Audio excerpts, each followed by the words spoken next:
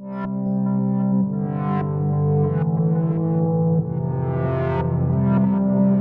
everyone, Empress Fairy here. Welcome to my channel, or welcome back to my channel. In today's pick a card, or in this case pick a crystal video, we will be looking at messages for March 2022, and we have 4 crystals to choose from today, and we will be looking at different aspects of your life for the month of March. This is not so much about predictions, but more like maybe messages or advice that you can keep in mind for the different aspects of your life in the month of March. So there are 4 crystals for you to choose from. The first one will be the Obsidian crystal. Hope it focuses. Is it focused? And then the second one is the green Aventurine.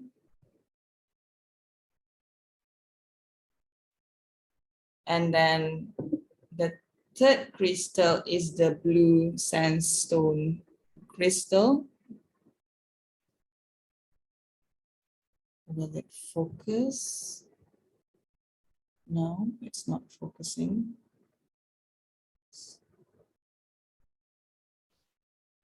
Trying to get it to focus, but unfortunately, oh, there you go. So a little bit on the stubborn side. Okay, but that's how the crystal looks like. One last try.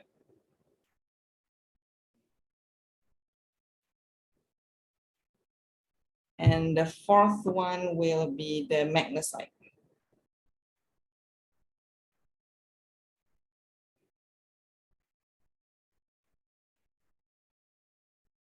So you can, is it not focusing?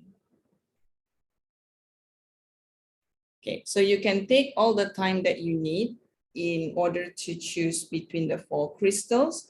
Use your intuition in which pile you are most drawn to. Then that's probably the pile that have the most messages for you.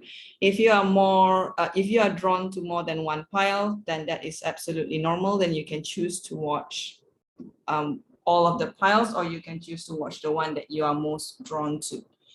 All right, take all the time that you need, and I will see you in your selected pile / crystal. Bye.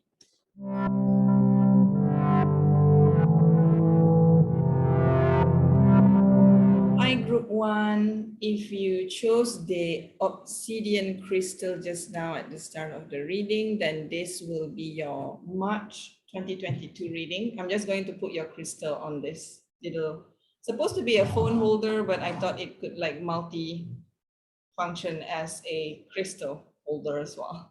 So for your March 2022 reading, we're going to be looking into messages and advice for your March 2022. I don't really look at this as predictions because I feel like you have the free will to carve your own path into the future, and I don't want you to think that everything that is said in this reading is like set to stone or anything like that. So I'm just going to look at it more as being advice and messages for your March 2022 in the different aspects of your life. So before I start the reading, I just want to let you know that this is a general reading. It is not a personal reading. So you might not resonate to everything that I have to say, and that is totally fine. You don't have to take everything to heart. Use your intuition in deciding which message is for you and which message is not relevant to you. All right, so without delaying, we're going to start off your reading with the general energy of the month first. This I pre-shuffled because at the end of the reading, I'm going to shuffle 3 different oracle decks in front of the camera, so to not like waste too many time in shuffling too many decks. So I decided to pre-shuffle this first. So this is the general energy of your March 2022. So we have the Wheel of Fortune. I don't know if it will focus, but that is basically the Wheel of Fortune card. And we also have Venus. Okay. So with the Wheel of Fortune and Venus, can it fit in the camera? I'm just going to put it to the side. So with the Wheel of Fortune and Venus to start off the reading, I feel like you're going to have like a very heart-driven month for the March, because Venus in general has a very passion. I would consider, because it is like the goddess of love, so it has that passion to it as well. So there might be some very interesting attraction towards, if you are in a relationship at the moment, it could be like like there's some new attraction that you see in your relationship, or if you're not in a relationship, then maybe there is someone that is attracted to you, or you become attracted to someone, or it could just be your relationship in general in the month of March is going to take a very interesting, significant turn. Or it could be that your relationship to other things, not necessarily person, could be like your relationship to your pets, your relationship to a place, or an object or something could have a new perspective or something like that. Another way that you can look at this Venus card is, if you know your birth chart, if you are into astrology, you could see where is your Venus placement in your birth chart, and then you can see whichever zodiac sign that it falls into, or whichever houses that it falls into your chart, then in your chart, that could have a significant impact as well. So you can also apply it that way. If you're not into astrology and you don't know like where is your Venus or what is your birth chart, then that is no problem at all. Just look at this more as an energy. So your relationships in general in Venus might have like a significant might have a significant change or a significant improvement in this coming month. And then for the Wheel of Fortune, I feel like March will also be a month where you will be like, you will realize that you actually have a lot more control over what you're trying to manifest. Like, of course, there are some aspects about manifestation that is out of our control, that we just have to leave it to the divine timing. But I think there's also some aspect about the Wheel of Fortune that makes me think that you are in control of which way you want the wheel to turn. So that means you can, if you, let's say you are at the bottom of the wheel, you have all the strength that you need in order to push it to a different direction. So I feel like it's a very empowered month in general, that maybe there are some challenges, but going through the challenges, you find a strength or a realization that you can turn things around. And you, like, just because you're at the bottom of the wheel at the moment doesn't mean that you can't get back up. Like, the wheel is always turning, so sometimes you're at the top, sometimes you're in the middle, sometimes you're at the bottom, but at the same time you are also the one steering the wheel. So I feel like the month of March is where you realize that you are the captain of the wheel and you can just steer it to a different direction. And then, but at the same time, whatever direction that you steer it to, then that will be like a whole new path, or a series of challenges or discoveries that you have to go through. So this could be the month where you that will emphasize more on this, or make you realize a lot more about this. So that is the general energy that I'm getting so far, and I think that is a very empowering energy to be in for the month of March. So now let's look at the different aspect of your life in March. So I will be looking into 4 different aspects. So I will be looking at your career or studies, in case you're like studying. If you are studying and working at the same time, then both could be applicable to you. I will also be looking into your financial life in March. And then I will also look at your relationships in general. Could be romantic, could be your relationship with your family or your friends or your colleagues. So basically just like a general overview of your relationship in March. And finally, we will be looking into your well-being, like what are some of the advice that your spirit guides and higher self want to remind you for the month of March. So let's start off with your career or studies first. So for group 1, what is the messages or advice for group 1's career and or studies?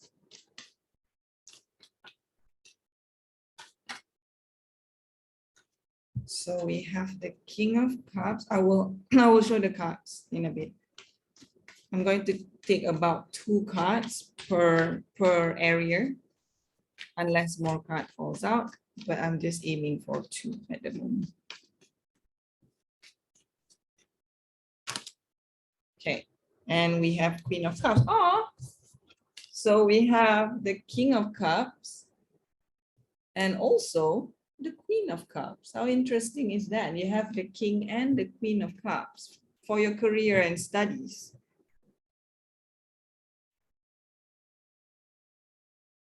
Okay, so for some of you, you might be collaborating with your own partner for either a project or for, if you're still studying, could be your assignment like at schoolwork or anything like that. But if you are working together, then you might be working with your partner together on a project, doesn't matter small or big. That I'm sensing that for some of you. But if you, let's say you are not working with your partner, or if you are not studying with your partner, I feel like this King and Queen of Cups is just this relationship that you have with your colleagues or with your work as well. I feel like there's this elevated understanding towards the nature of your studies or your work. So I feel like you have this, and I'm not like, when I say understanding, it's not like on a mental level, but more like on the emotional level. So I feel like you have this deep understanding emotional wise about how you feel about your work, about how you feel about your studies. And I feel like you are, I won't say that like you become cold or anything like that. I feel like you have emotionally mature in how you view your work, in how you view your studies.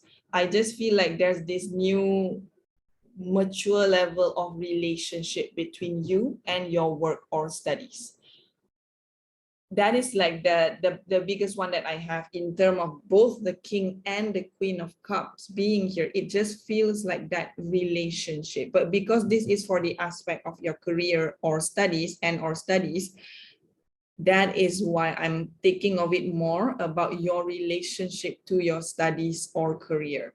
And as I mentioned, if you are working or studying with your partner, then that collaboration with your partner could bring in a deeper level of emotional understanding in your relationship itself, which we will probably see later on in the relationship aspect of the reading as well.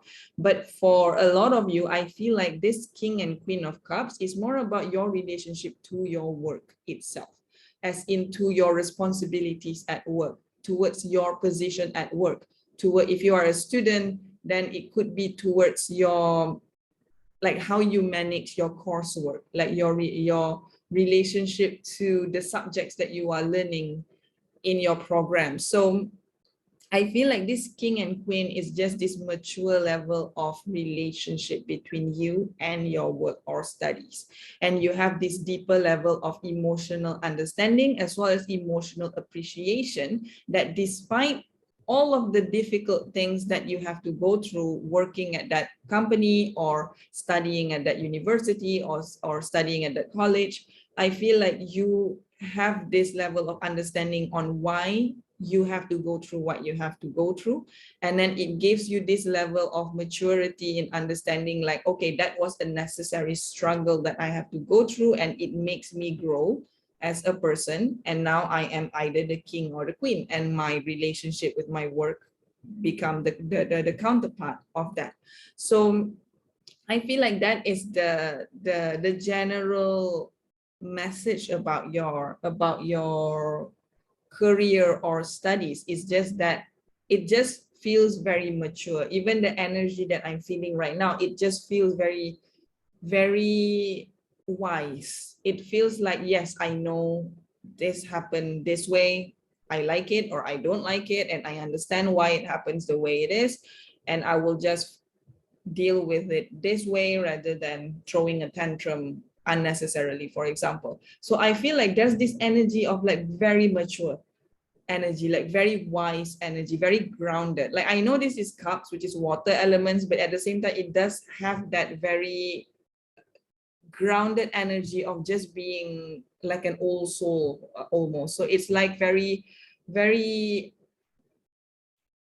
I won't say stable, but it's just that emotionally very stable. At least that's how it feels like your relationship or how you feel about your work and studies just feels emotionally stable. So that's what I'm seeing for your career and or studies for the month of March 2022. So that's interesting as well, because referring back to this general energy of Wheel of Fortune and Venus, I feel like it makes sense in a way that now you have this healthier relationship with your work or studies, and I think like that's partly contributed from the Venus as well. And like with this level of maturity, you have this understanding that yes, I can feel a certain way about my work or my studies, and I also understand why it happens the way it happens, but at the same time I have the power, which is controlling the wheel of where I want to go with this work or this studies, and how I choose to respond to it is my own choice. So I feel like there's that level of understanding and then relating it back to the Wheel of Fortune and the Venus energy. And I think that's a very beautiful energy to be in general. So that's very, very lovely to see. So now I'm going to go on to a different aspect of your life for the month of March. I'm just going to scooch the card a little bit so I can fit two more cards at the side. Okay, so the next one is the financial aspect of your March 2022. So for group 1, how would their financial be in the month of March 2022? How would their financial side be for this month?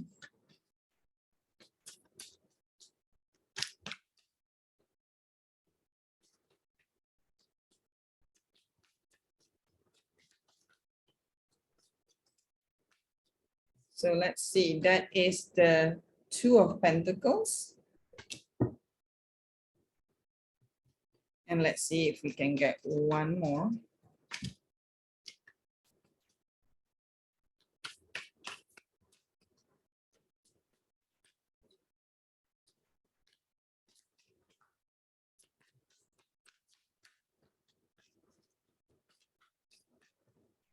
I'm going to take this one, which is the Ace of Swords. Will it focus? Will it focus? Okay, so that is the Ace of Swords. Right. Okay, I might just do it like this so that I don't lose the. So this is for career and studies, and then this is for financial. So for your financial aspect for March, it does feels like you do need to juggle a little bit on how you spend. I think there is a call for you to be very mindful about your spending. I think it's very important to balance out between impulse buying and buying things that is more of a necessity. So I think there is an advice for you here about just being more aware about whether or not you are spending things unnecessarily or maybe like too much impulse buy.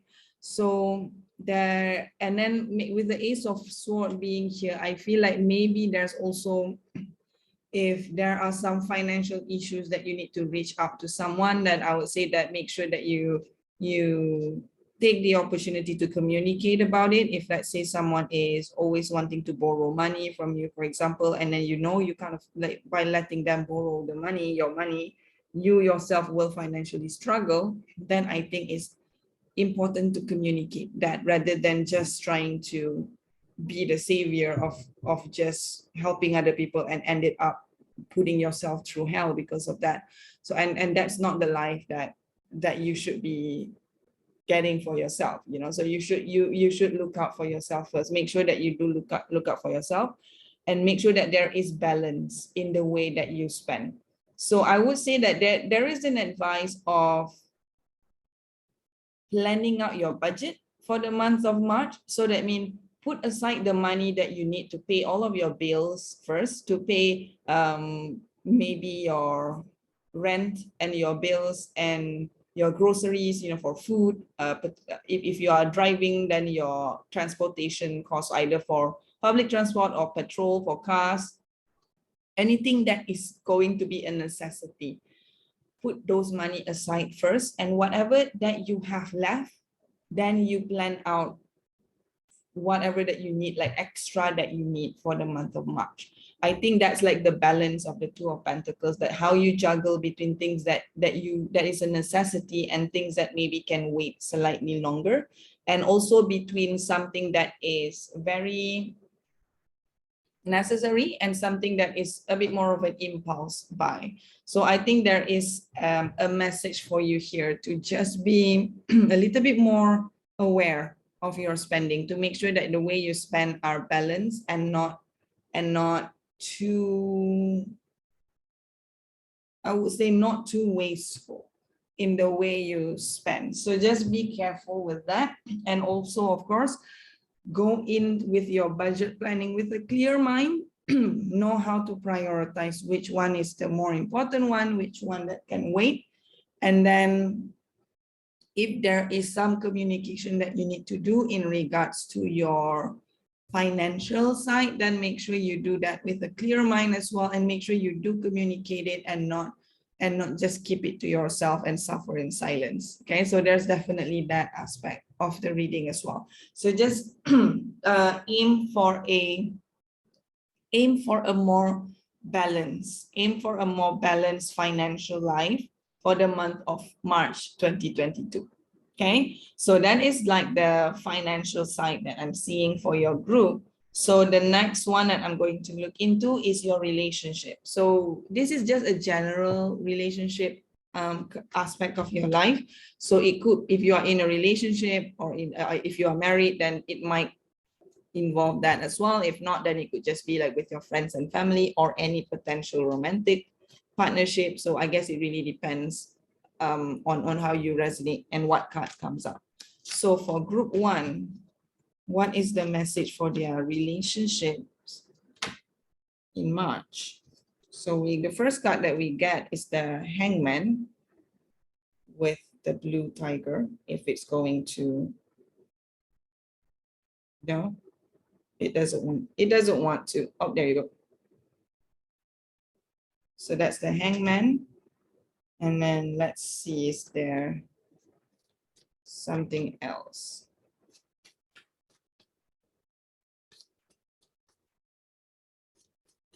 What other message for relationship for group one?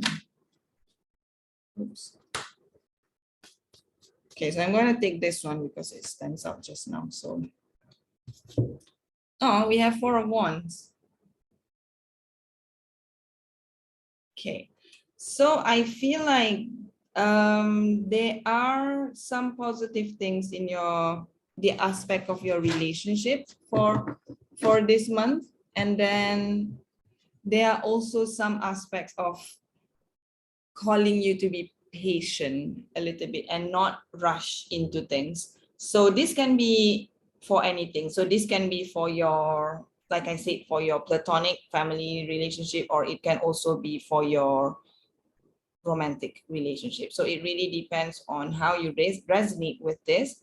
but there is an aspect of your relationship life in general that is calling you to not be to not rush into things.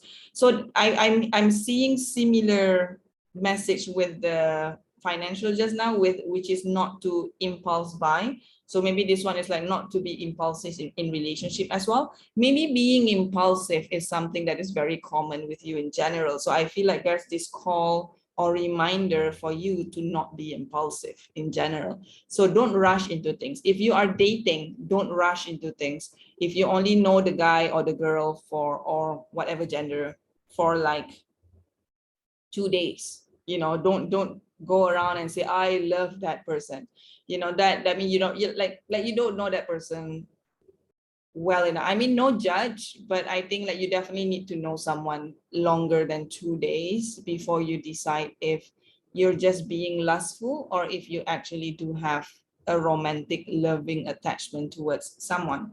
So I think there is that message of not rushing into things. Try to hold back a little bit and really look things and make sure that that you are either being impulsive, either you are rushing into things, or you are jumping into conclusion or anything like that. Anything that could possibly either sabotage you or ruin a relationship. I think there's that message of like, before you take that action, pause and evaluate and really think things through to make sure that you're not being impulsive or you're just not being irrational or anything like that. So there's definitely a pause in taking decisions in your relationships in general for the month of March. And I feel like if you are a bit more patient in general with your relationship, I think that that is where the Four of Wands comes in. As in, there's a lot of celebrations that you can have. And this brings back to the Venus card at the start of the reading about your general energy of just having this new attraction towards your relationship in general, or to a place or to things. And I feel like with the Venus being the general energy of the month, I feel like there is a lot of positive things that can come from your relationship. There's a lot of celebration for some of you that are for a few of you, or a lot of you that are already in a relationship. There might, like, you might be more in love with your partner, or if you are in a like casually dating, you might become more committed. If you are already married, then you might find this new appreciation towards each other that make you love each other even more. If you are in a committed relationship, then you might take the relationship to a next level, either move in together, or someone propose to someone, or you're getting married this month, or anything like that, whatever way that resonates with you. Obviously,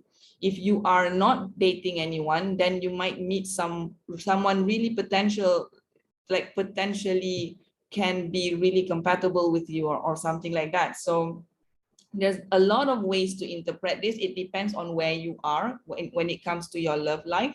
But in general, with your relationship with anyone for the month of March, I feel like there is this call for a little bit of patience, a little bit of a pause when it comes to deciding something about your relationship in general.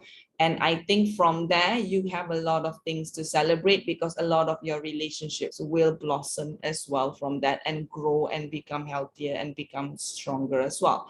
So that is like a lot of the strongest message that I'm seeing for your month of March in terms of your relationship. So that is that. So there is one more aspect that I'm going to look into, which is your spiritual and well-being aspect of your life. So let's look for, oh, that's fast. Oh, we got 2 cards straight away. So that was very fast. Maybe there's like a very strong message about your well-being. Excuse me, your well-being and your spiritual aspect in general. So we have the 8 of Pentacles.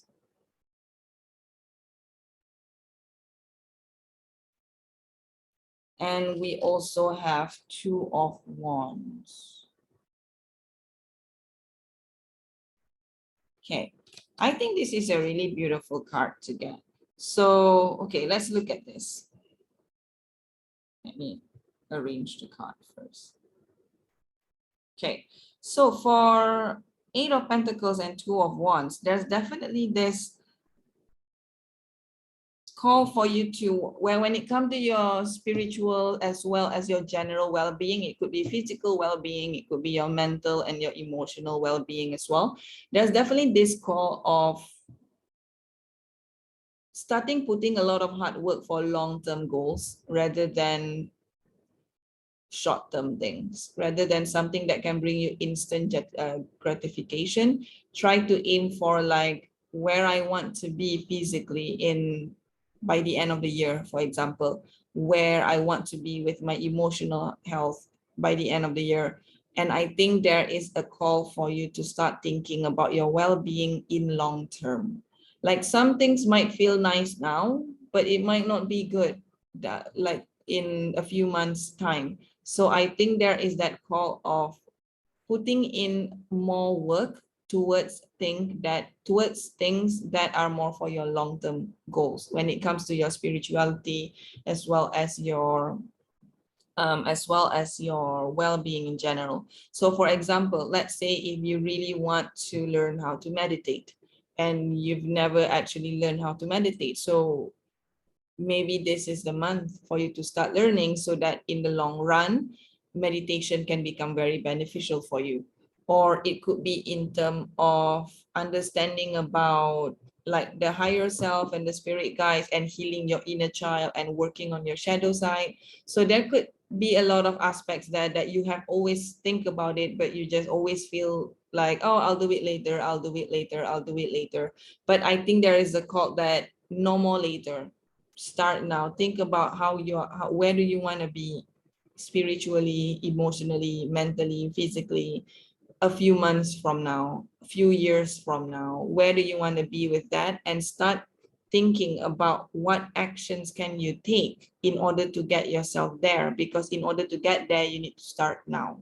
So there's definitely that message or that advice for you to start thinking about your well-being, to start taking your well-being and your spiritual growth a lot more seriously, and definitely not just think about how it will look like in a few days or in a few weeks, but start to think about how it looks like in a few months and in a few years, because I think it's more about how it will affect you long term rather than now. So there's that call for you to just be a bit more mindful to how you approach your well-being and your spiritual growth. So think more long-term and not so much short-term. All right, so to end your reading, I'm going to take a few oracle cards, just basically as additional advice for you, my lovely group one. So I'm going to take, it might relate to anything that we've talked about so far, but it might be something different completely. So I guess we'll just have to see. I will probably just only take one card from each oracle deck unless more card comes out or I feel called to take more than one card. So let's see, for the first oracle deck, what message wants to come up for, what final messages wants to come up for group one? What message wants to come up for group one?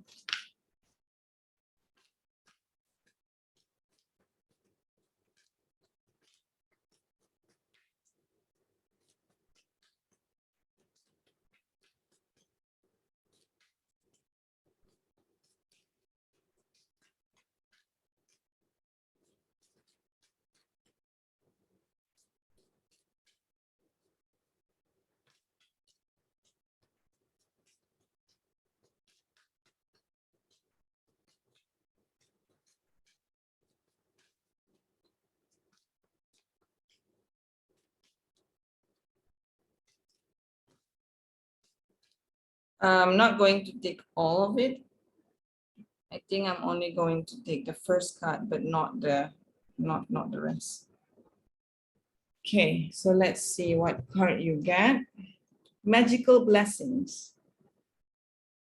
Whatever you're going through, you are being assisted by magical fairy blessings. The fairies say you can bless others too.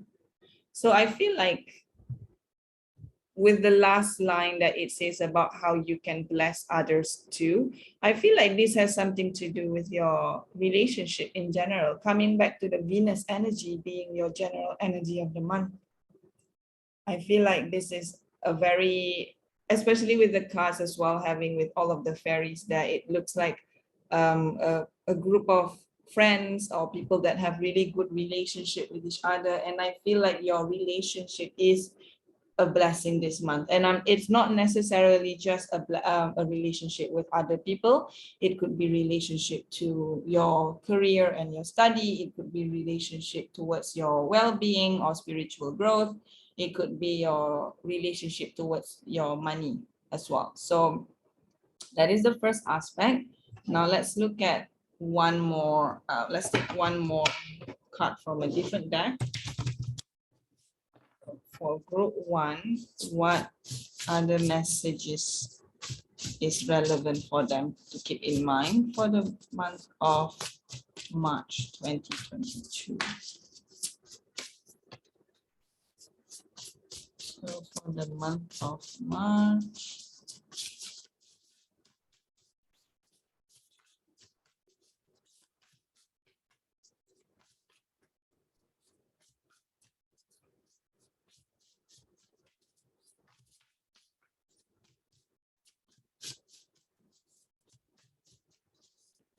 I noticed that when I'm shuffling the oracle, it is taking a while for the card to come up, and it reminded me of the Hangman card, which is to pause. I feel like there is that message of like, you need to develop a little bit more patience for things to things to come out, or for answer to show up, or for results to come up.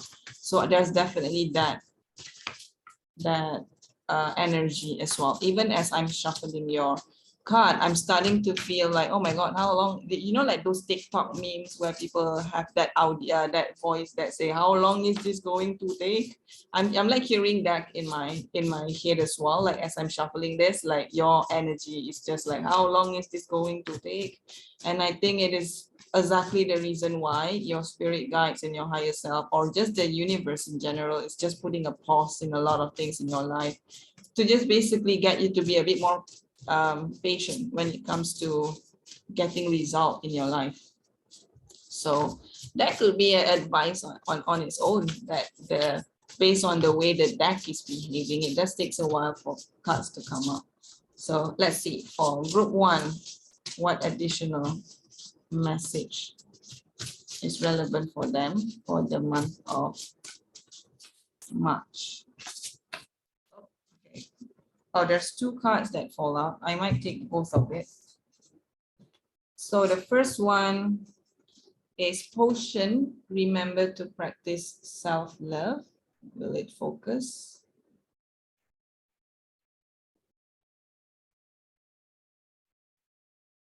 And then there's also expectation. Don't seek anyone's approval.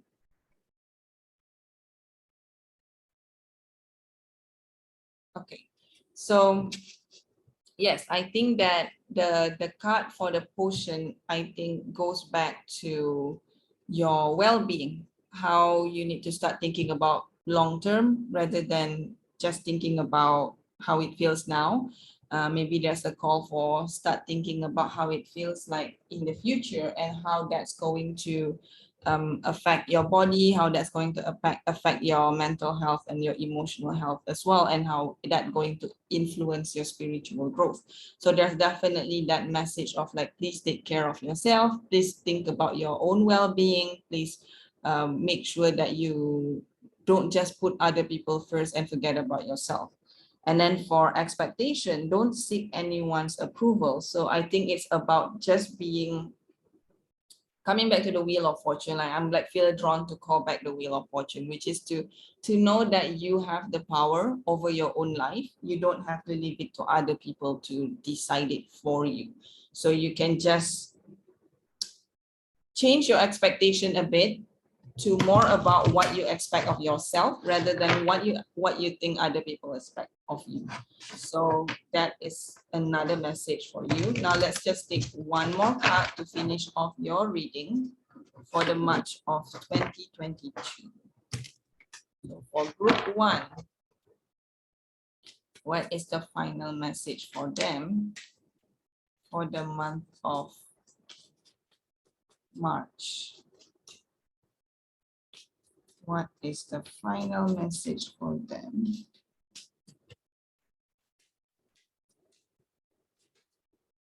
for the month of March?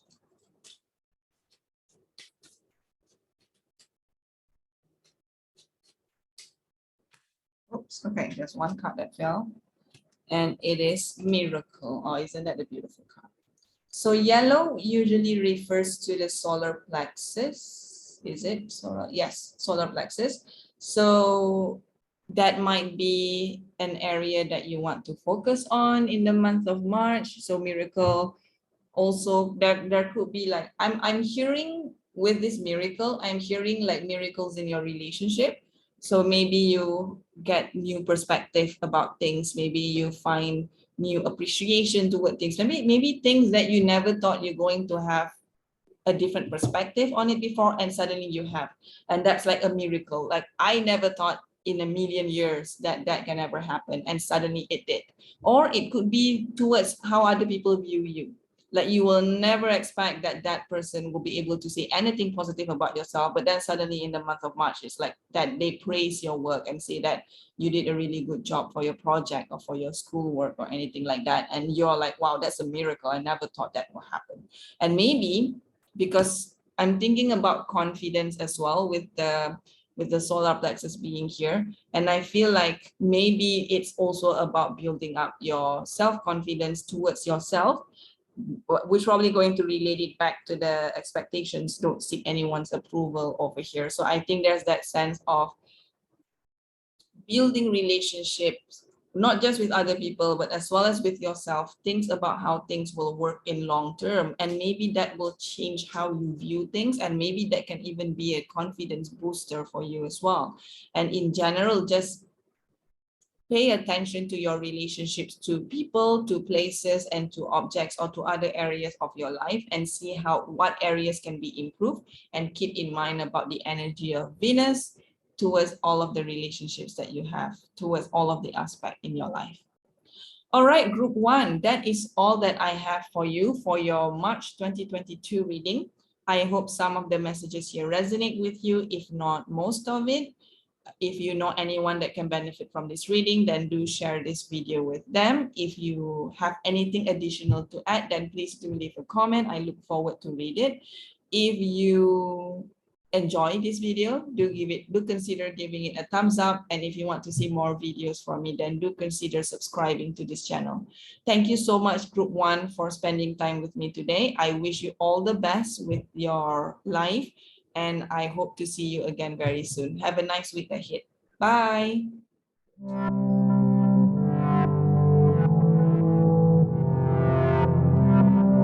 Hi, group 2. If you chose the green Aventurine at the start of the video, then this will be your reading for March 2022.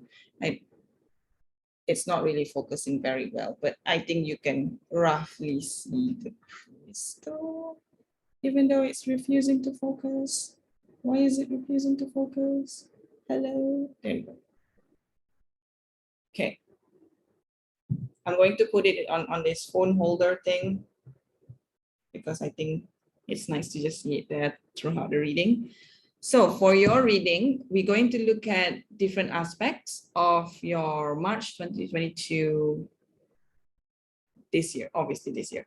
So these 2 cards that I have here will represent the general energy of the month. And then I pre-shuffled this because there's a lot of decks that I'm shuffling on camera today. So just to save time. So I'm just pre-shuffling this. And this will represent the general energy of your month. And then after that, we will look into the different aspects of your life that might have messages and advice for March 2022. So just a reminder that this is a general reading. It is not a personal reading. So you might not resonate with every single thing that I have to say, and that is completely fine. Just use your intuition in deciding which message is for you and which message is not for you. So to start off your reading, we're going to be looking at your general energy for the month of March for the year 2022. So the first card that we have is Gemini.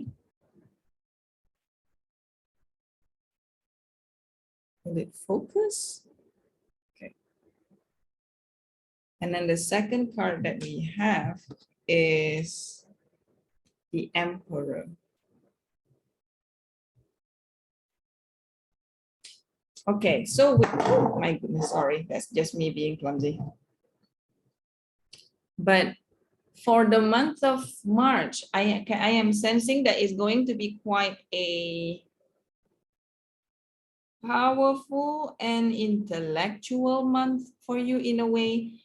Basically with the combination of Emperor and Gemini, because I feel like Gemini, because it is an air element, so you might be a Gemini yourself. If you are into astrology, you can check in your birth charts which house does a Gemini fall into. Maybe that will be significant for the month of March.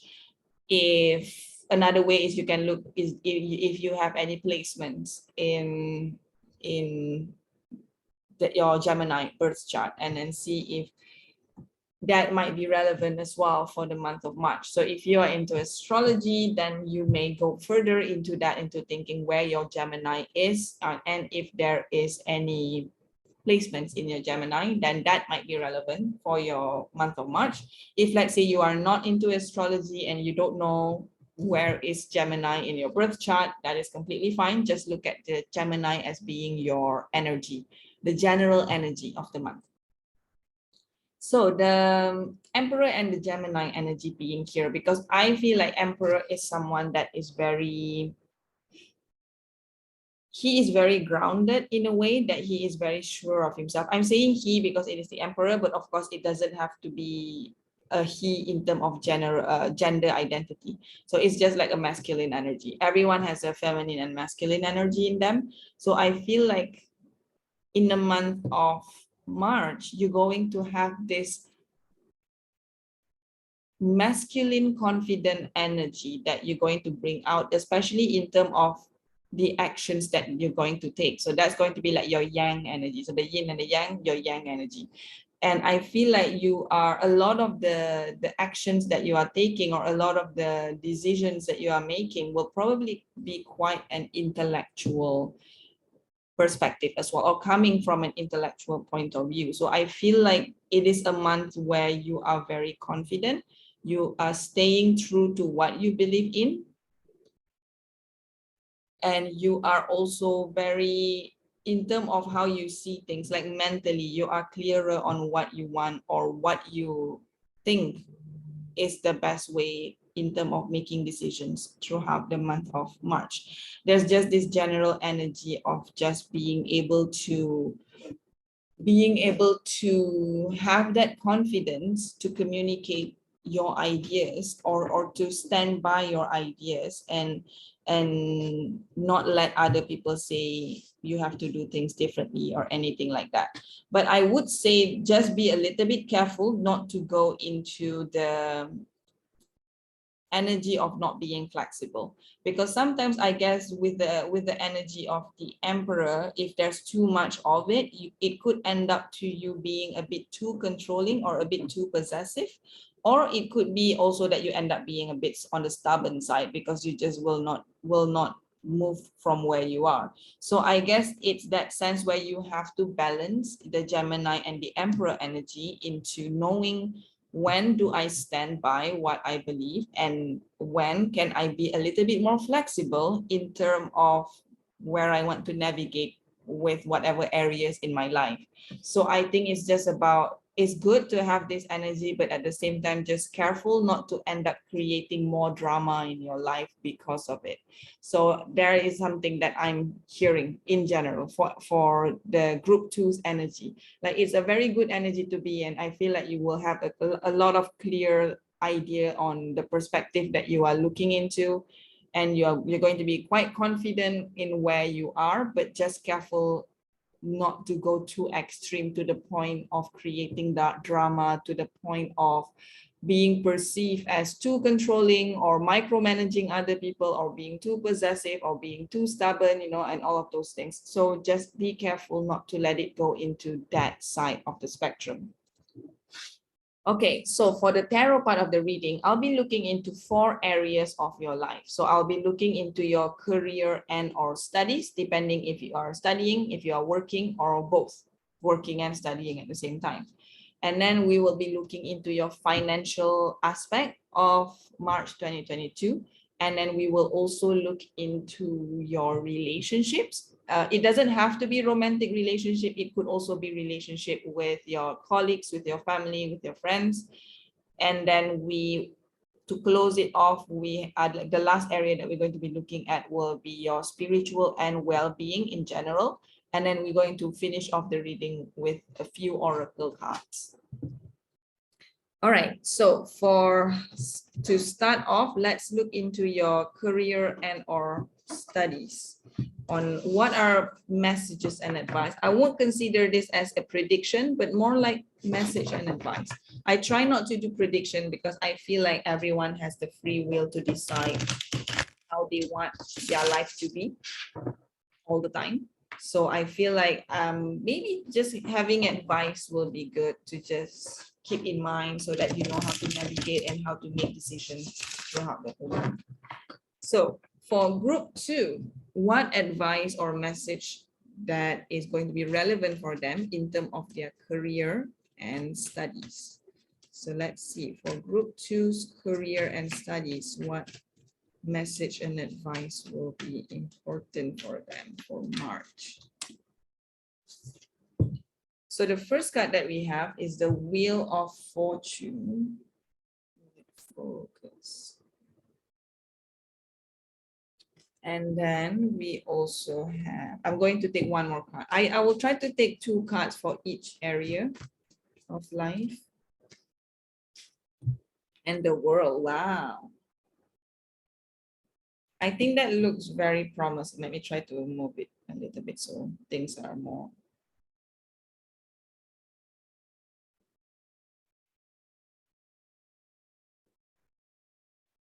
Okay, I'm going to put it like this. Okay, so Wheel of Fortune and the World. So both major arcanas for your career and studies. I feel like this is very promising. I feel like if you are looking for a job, I think this is a very promising month in either not necessarily getting offered a job, but maybe even just getting an interview to the company that you really, really want, or getting that call back for that particular role that you really, really want.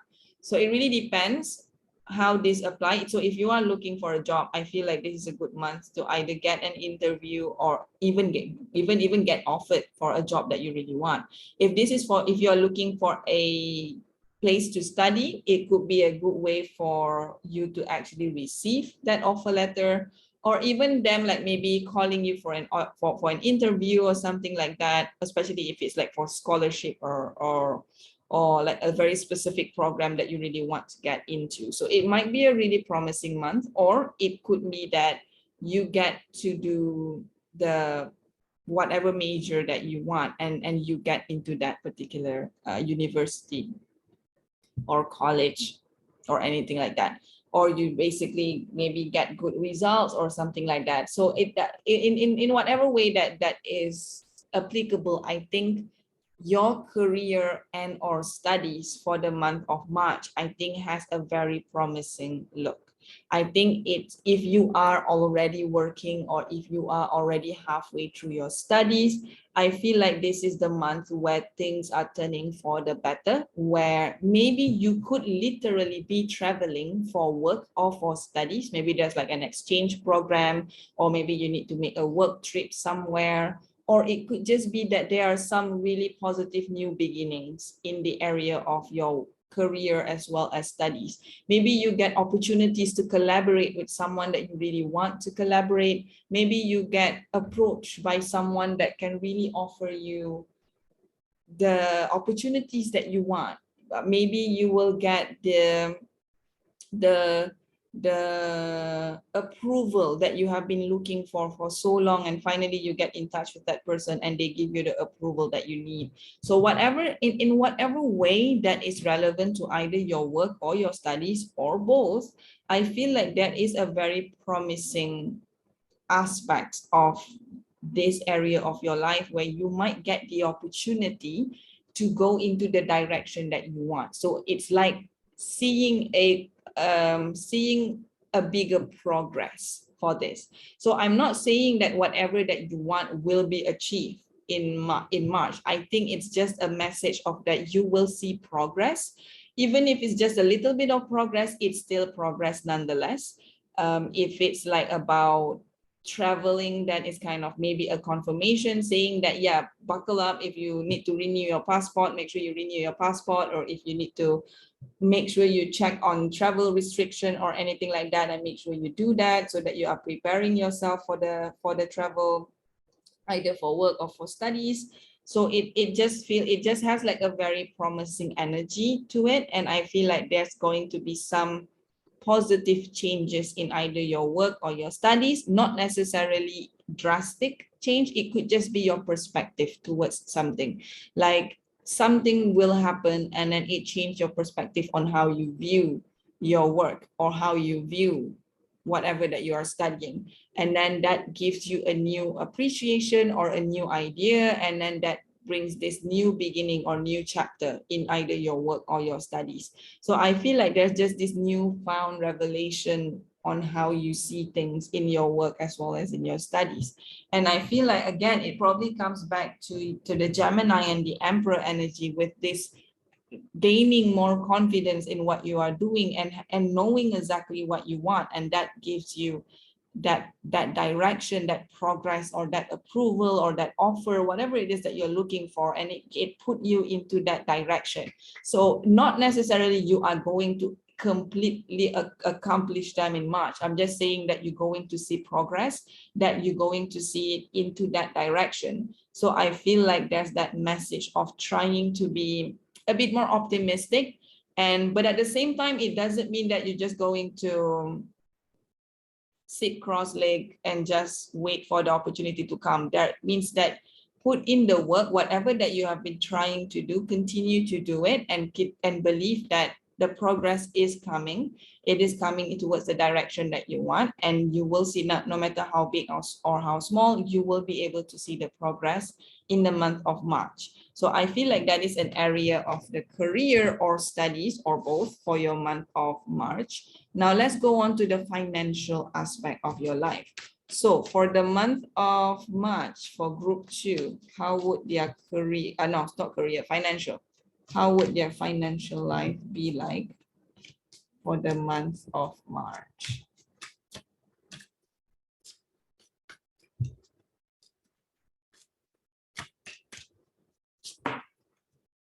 So the first card that you have is the Four of Pentacles.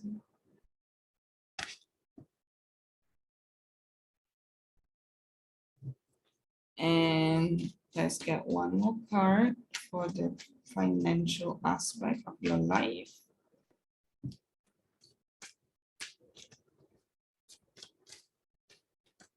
Oh, that's too many cards.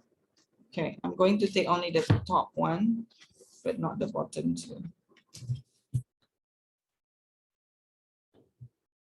Okay, so, oh, it's the Four of Wands. Yeah. So you have two fours here, Four of Pentacles and Four of Wands.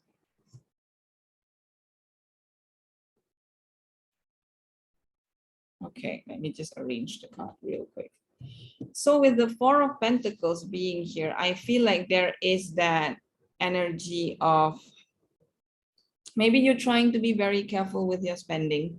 Maybe you are trying to make sure that you don't overspend. Maybe not too long ago you have to spend a lot of money on something, or maybe not too long ago you were struggling financially, and maybe you just starting to feel like you are finding like the stable ground again, and but because of what you experience, you're trying really hard to make sure that you don't overspend, to make sure that you don't end up losing the money. So you hold on very tight with your earnings towards your financial life. And I feel like there is an energy here of asking you to not cling on to fear, because I think there's that message of like the reason why you're like clinging on to your money is not because of something empowering. It's coming from a place of fear, because you're afraid that you're going to lose the money.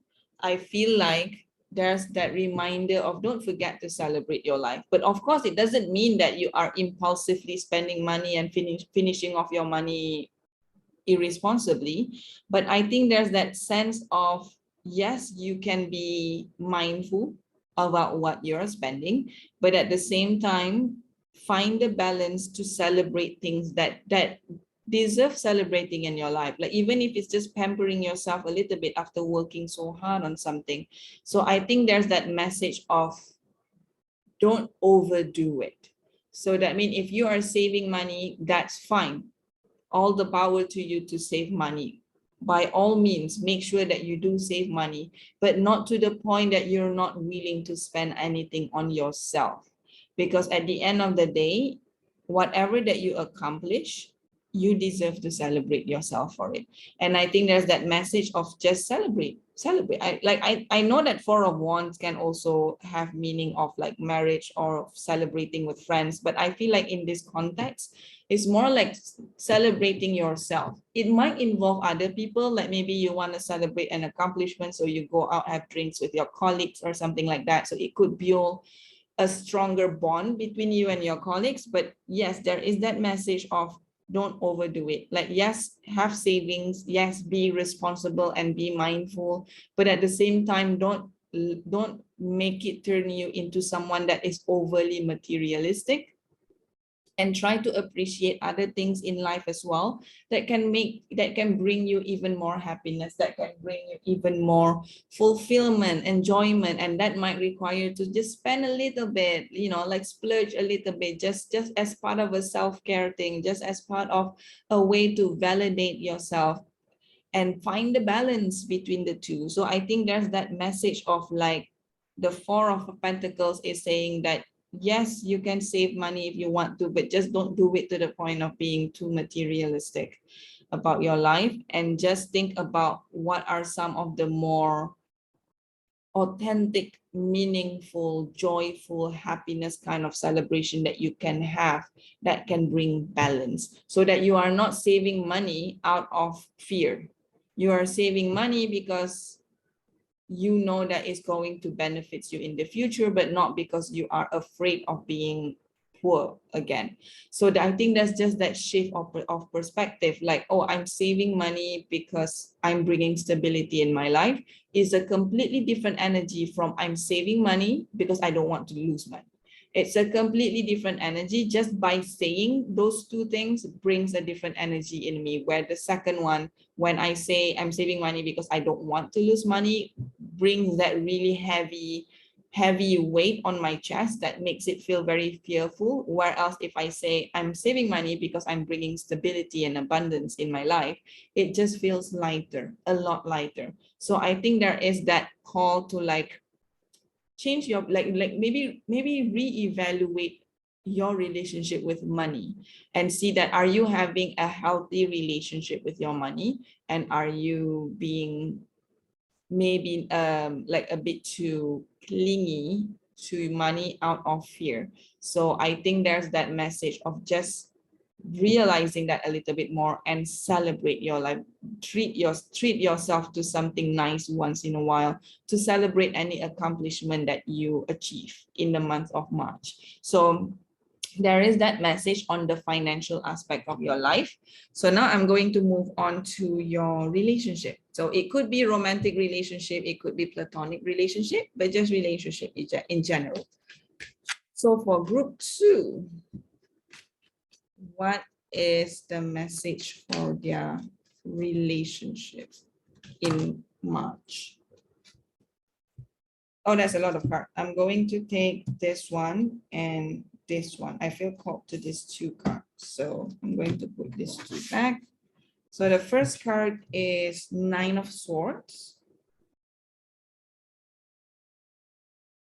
And then the second one is 8 of Swords. Wow. Okay. All right, relationship-wise, there might be a bit of a struggle, or you might already are in this energy, because 9 of Swords is more about feeling very anxious, like you are troubled by something that is keeping you up at night, or it's really heavy on your mind that it's making it difficult for you to concentrate in other things. Like if you look at the picture, you can see, well, if it focuses, we'll be able to see it. Okay, so if you look at the picture, you can see how troubled that fox look. And it's like at night with the moon over there, but the fox is like not noticing the moon at all. The fox just feels very, very troubled, looks like having an anxiety attack. Just the energy just feels very fearful. I feel like this is the energy that you have. I'm not saying to all of your relationship at the moment. I think you will know which relationship this is referring to right now with the 9 of Swords. So I don't think it's every relationship. I think it's like a significant relationship. It could be with a friend, could be with a family, it could be with your partner. So whatever that relationship right now that you are having a little bit of a trouble with, it's definitely going to continue to cause you a little bit more of anxiety in the month of March. And then with the 8 of Swords being here, it's this feeling of like you're feeling stuck. You can see this knot down here that just it's just tangled and no way of untangling them, and the eyes are blindfolded because you just feel like maybe you feel like you're being left in the dark. Maybe you feel like there's no way out of this. Maybe you feel like there's no hope for this particular connection with whoever that person is right now. Maybe there's just that feeling of just being stuck. And then I feel like the energy is that, because I am referring it back to the Gemini, I think it's very important to really try to clear your mind, because Swords is also air element, so it's a lot of intellectual thing. And I think very fitting with the Gemini being the general energy of the month as well. That means it is overall like a lot of intellectual thing with your mind. I feel like there is a call for you to be very, I think, very mindful to the voices that you hear in your head. I think there is an advice here for you to possibly reevaluate where are all these thoughts coming from. Is it all in your head, as in you are creating the scenario in your head, but it's actually not how it actually is? Is it happening because of self-limiting beliefs? Is it something that is out of your control? What aspect of the situation can you control? So these are the questions that I'm hearing in my head right now that you need to ask yourself.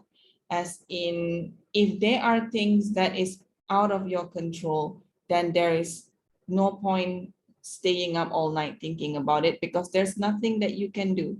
So if it's out of your control, let it go or accept it.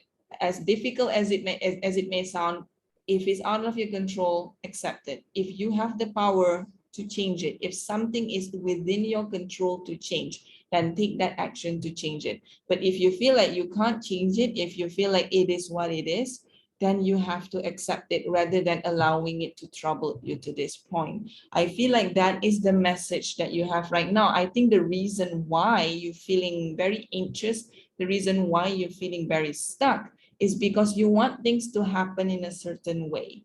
It's because you want things to turn out and give you the result that you want. And because it's not giving you the result that you want, now you are getting all anxious and depressed about it.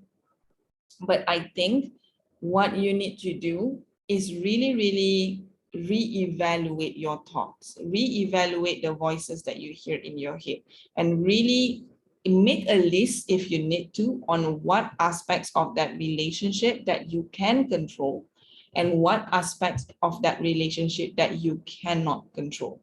And all of the things that you cannot control, put it aside, because there's no point thinking about it if you can't do anything about it. And for the things that you can control, for the things that are within your actions, so this could mean the way you look at things, the way you think about things, the way you act towards some things, the way you react, the way you respond, the way you treat other people. A lot of the things that comes from yourself, those are in your control. So those things that are in your control, focus on that. Focus on what you can do to help make things better. For other things like what people are going to say to you, how are people going to react to you, how people are going to respond to you, how people are going to feel about you, how people are going to think about you, all of those things are out of your control, and it's pointless for you trying to control it. So all of the things that is out of your control, put it aside, because I feel like a lot of this energy comes from the fact that you are trying to control things that are out of your control. And that is the reason why you're feeling stuck, because there's no way you can control how other people feel about you unless you want to be a manipulator. But even then, they will decide by themselves what they're going to feel about you, how they're going to react towards you. If someone don't want to be in your life, then they're not going to be in your life. So there's no point forcing it on someone. Just learn to accept, no matter how difficult it is, no matter how painful it is, it's out of your control. You just have to accept it and focus on how you going to choose to respond to that. And when you are deciding how you're going to respond to something and how you're going to react to something, make sure you do something that will be beneficial in the long run. Make sure you choose to do something that is not going to cause harm on yourself or other people. Make sure you choose to do something that is in either in both short term and long term is going to bring more healing towards you. So I think I just feel called to say that make sure that when I say only focus on things that you can control, it's mainly on things that can help you with your healing, mainly on things that will bring more joy in your life and not cause harm to yourself or other people or other beings. So it's just about that. So just be very careful with that. So I think relationship wise, I think there is a significant relationship that is troubling you right now, and unfortunately it might continue to trouble you in the month of March. And what you are being advised to do right now is focus on things that you can control and let go of things that you cannot control. It might be difficult, it might be painful, but if it's not in your control, then there's no point torturing yourself about it anymore. So that is what I'm seeing for your relationship. Now, the last part that I'm going to look at is your spiritual and well-being in general. What is that, like, what are the advice and messages that you might get for your spiritual and well-being? So for group 2, what message will be relevant for them for their spiritual and well-being for the month of March? Okay, I'm going to take this and I'm going to take this as well. So the first card that you get is the Knight of Swords. And then we also have the Ace of Wands. Let it focus.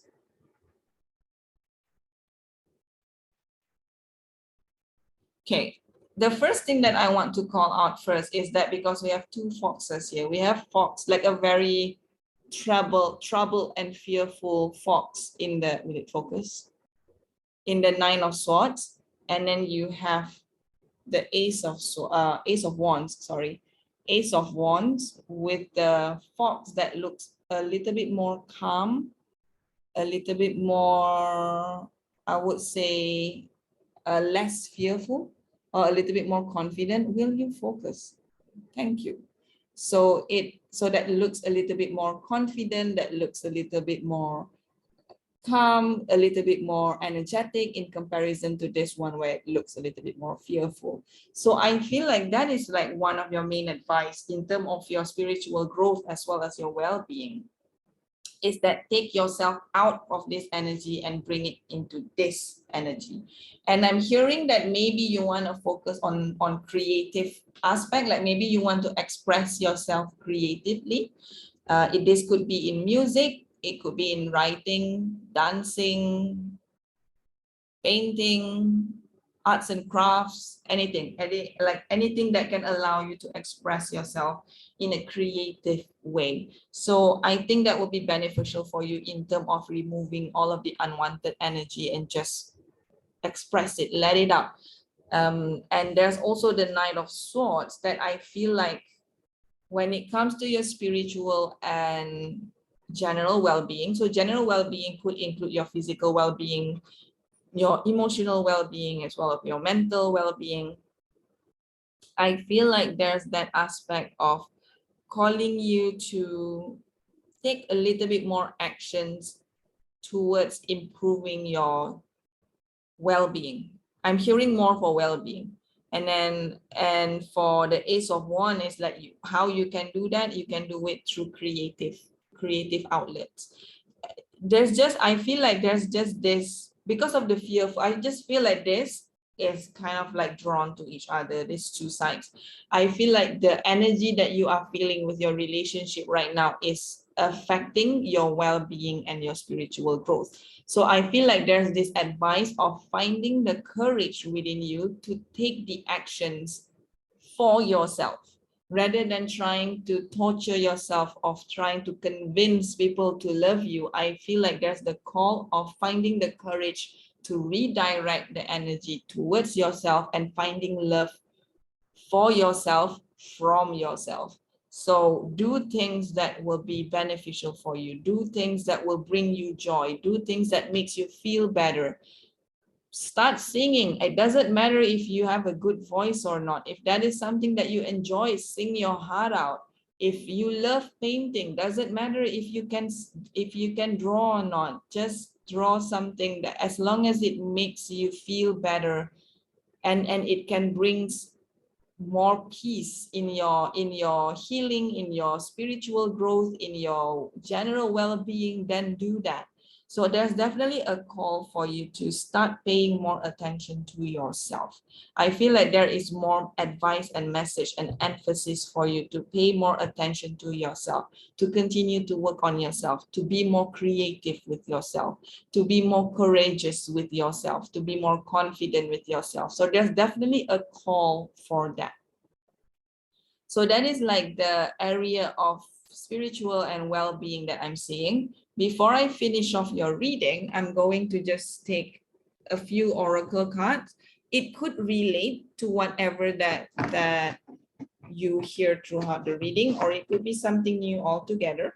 But in general, I feel like it's the relationship aspect and your well-being aspect that probably needs a little bit more help. Like coming back to the financial aspect as well, about remember to treat yourself a little bit, celebrate yourself a little bit. I think that could be part of a really good way to improve. That's a terrible shot. To improve your well-being in general. So I think all of them relates to each other. And I think if you just pay a little bit more attention to that area, just about yourself, about what brings you joy, I think that can be very beneficial for you. All right, for group 2, what other additional advice or message that will be relevant for them in the month of March? Okay, there's 2 cards that fall up. I think I'm going to take both of them. So the first one is nature's sign. Be receptive to the subtle messages from nature as you go about your day. Nature talks to us continually. We need only open our hearts and mind. So that is the first card. Will it focus? No, a little bit. So if you want to read that. And then another card that you get is Flourish. The lotus flower fairy tells you to learn from experience and shed your inner light on any unclear areas of your life or those of others.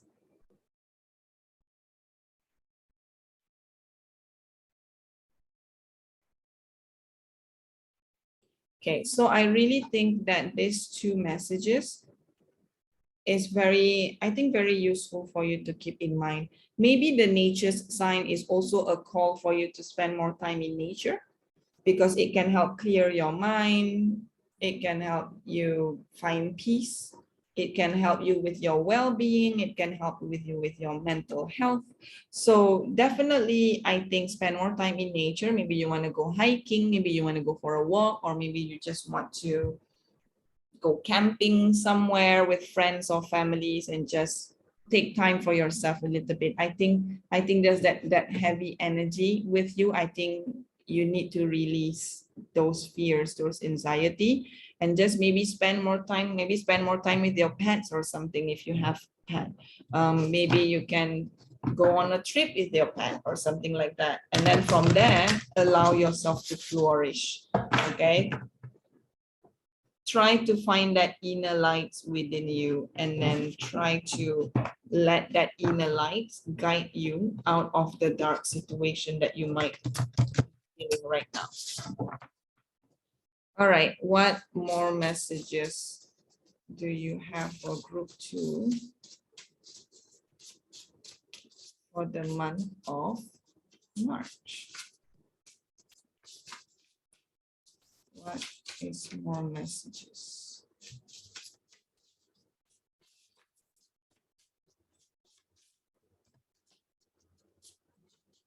So we get Princess, you can be your own knight. And I think that is very beautiful and very fitting as well for you based on your reading so far. And if you can, and another thing I noticed is this, in this picture, that lady with that very beautiful long hair there is holding a sword, with remind me of the sword suits in the tarot, which is about the mind, about the intellectual mind.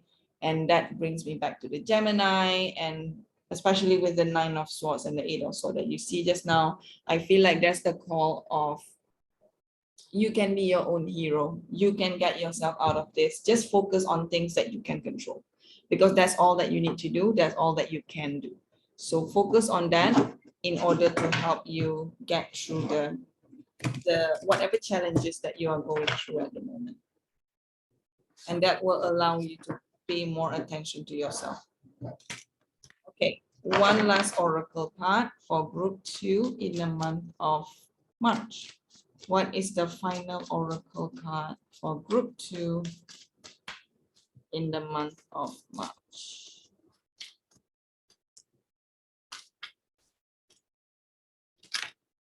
Okay, one card fell out. I'm going to take that one. And that is completion.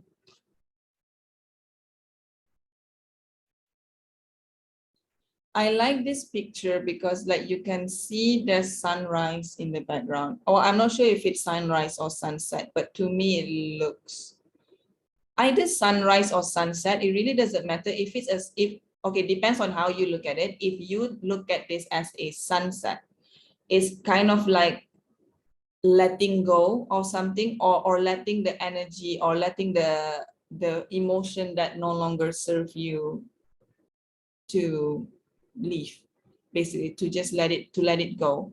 If you look at it more as a sunrise, then I look at it more as allowing new journey to start in your life, or new chapter to start in your life. It's like the current chapter that you are in right now is ended already, but you're just not leaving the page. You're not turning the page because you're worried that if you're just worried that if you turn the page, it means that you are accepting that whatever it was is over. or whatever that happened, and there's nothing that you can do about it. I feel like there's that fear of like, I can't accept that, because if I accept that, that means I have to acknowledge that it happened. But I think that's the whole point. Accepting it, no matter how difficult it is just to accept that things happen. Okay, it might, your relationship with whoever that person, it's very strongly coming back to the relationship right now. Like whatever relationship that you have with that person, it might not be the same anymore after this. You might reconcile in the future. You never know, never say never. You might reconcile, you might patch things up, and your relationship with that person will become stronger than ever. But at the moment, in the present time, especially in the month of March, is for you to focus on letting that go. Because at the moment, in your life right now, in this chapter of your life, what you need to do is turn that page and continue on with your life. If this connection that you have with this person just now over here, if this person is still have purpose in your life, they will come back.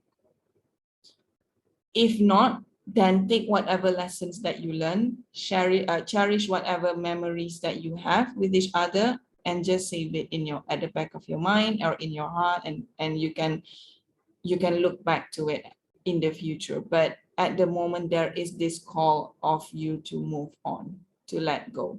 So that means whatever that happened, you can't change the past. The only thing that you can do right now is move forward, because you can't put your life on hold for someone else. You need to move forward with your life. Otherwise, you're going to suffer. Otherwise, you are the one that's going to feel terrible. Otherwise, you are the one that's going to feel like you're not getting enough out of life. So that is, I think, what this completion card is referring to. And the color orange is also referring to the sacral chakras. So that might be an area that you want to try and balance throughout the whole month, or it could be an area that you need to focus on throughout the whole month. Okay, group 2, that is all I have for you for your March 2022. I hope some of the messages here resonate with you, if not most of it. I really wish you all the best with everything that you are going through right now. I hope you will get out of this with a much better energy. And if you have anything additional to add, do leave a comment. I would love to read them.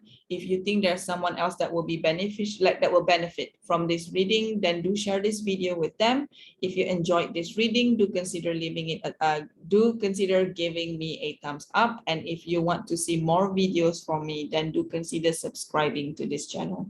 All right, group 2, I wish you all the best with your journey. I hope to see you again in the future very soon. And have a great week ahead. Bye, group 2.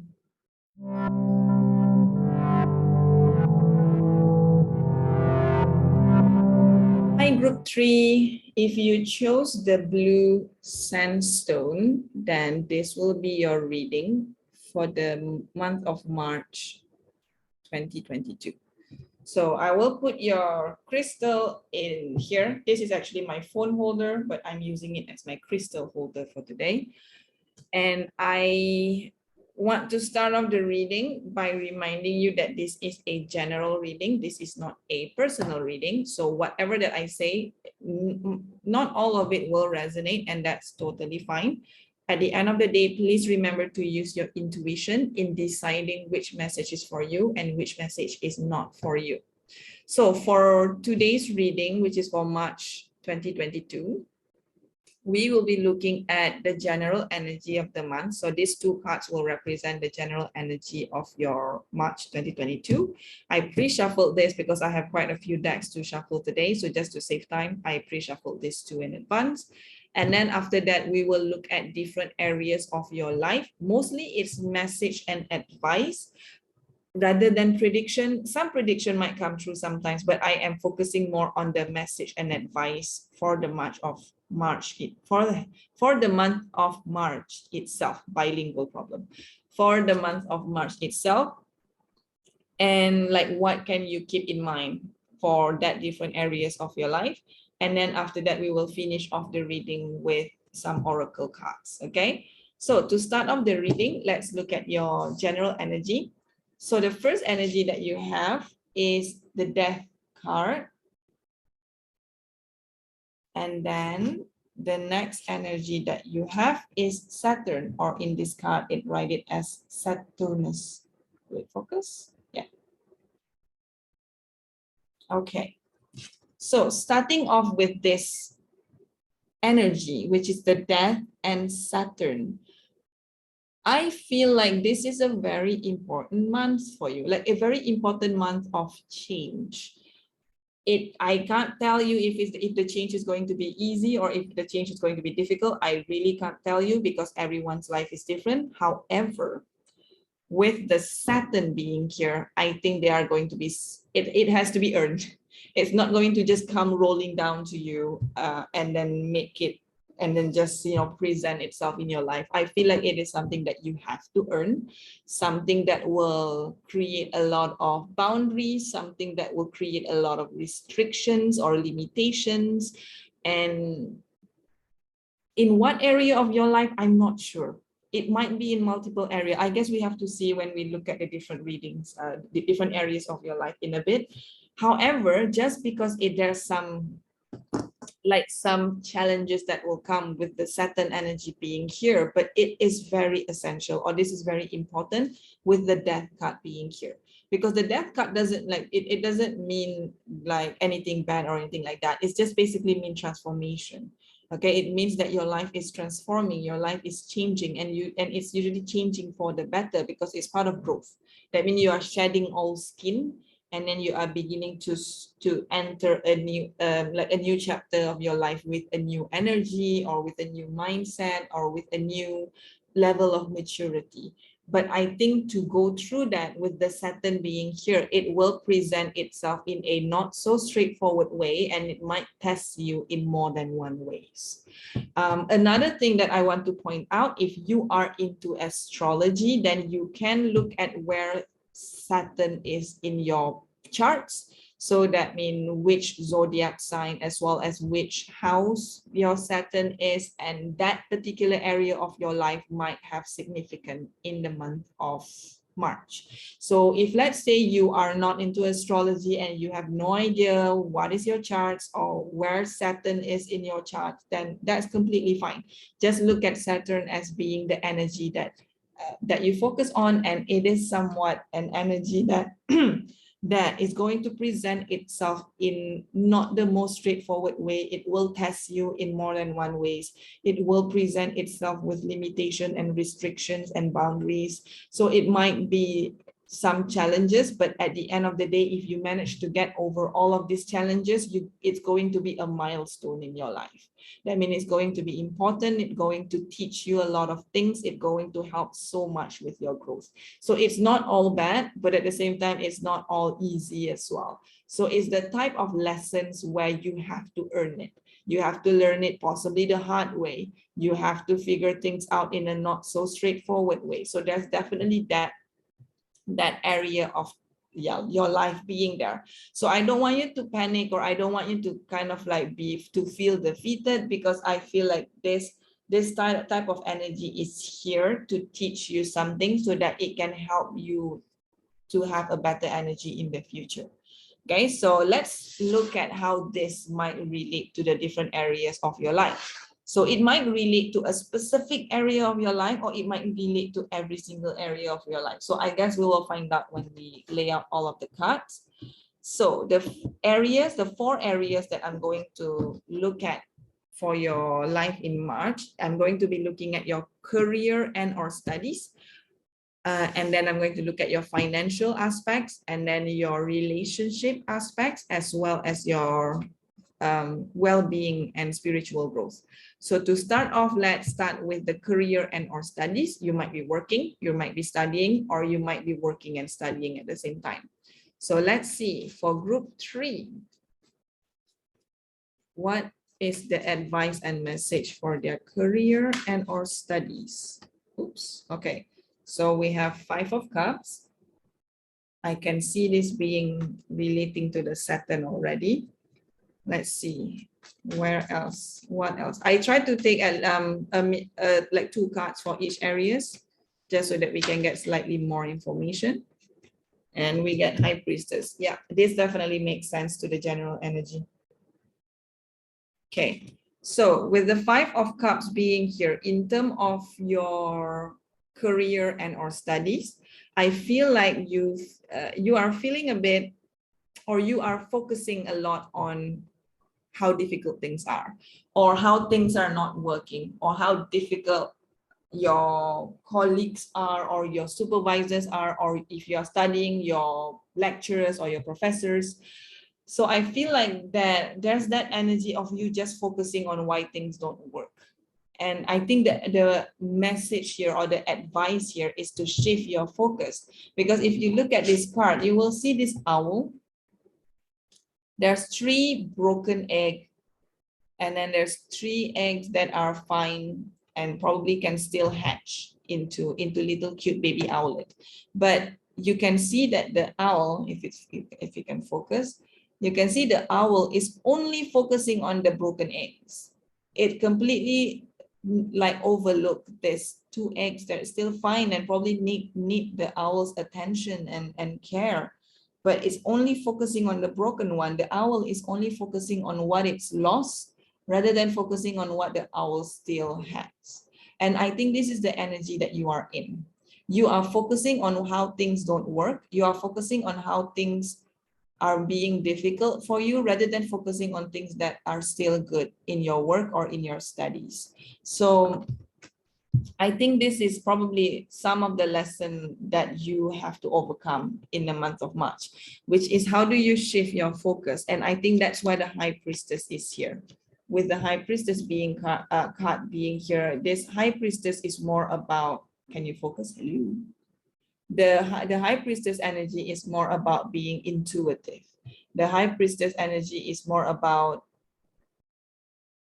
listening to your higher self, listening to your spirit guides, following your intuition, following your heart, learning about the things that maybe not a lot of people know, or maybe you're not aware of before. I feel like there's just that idea that you have to pay attention to your focus right now.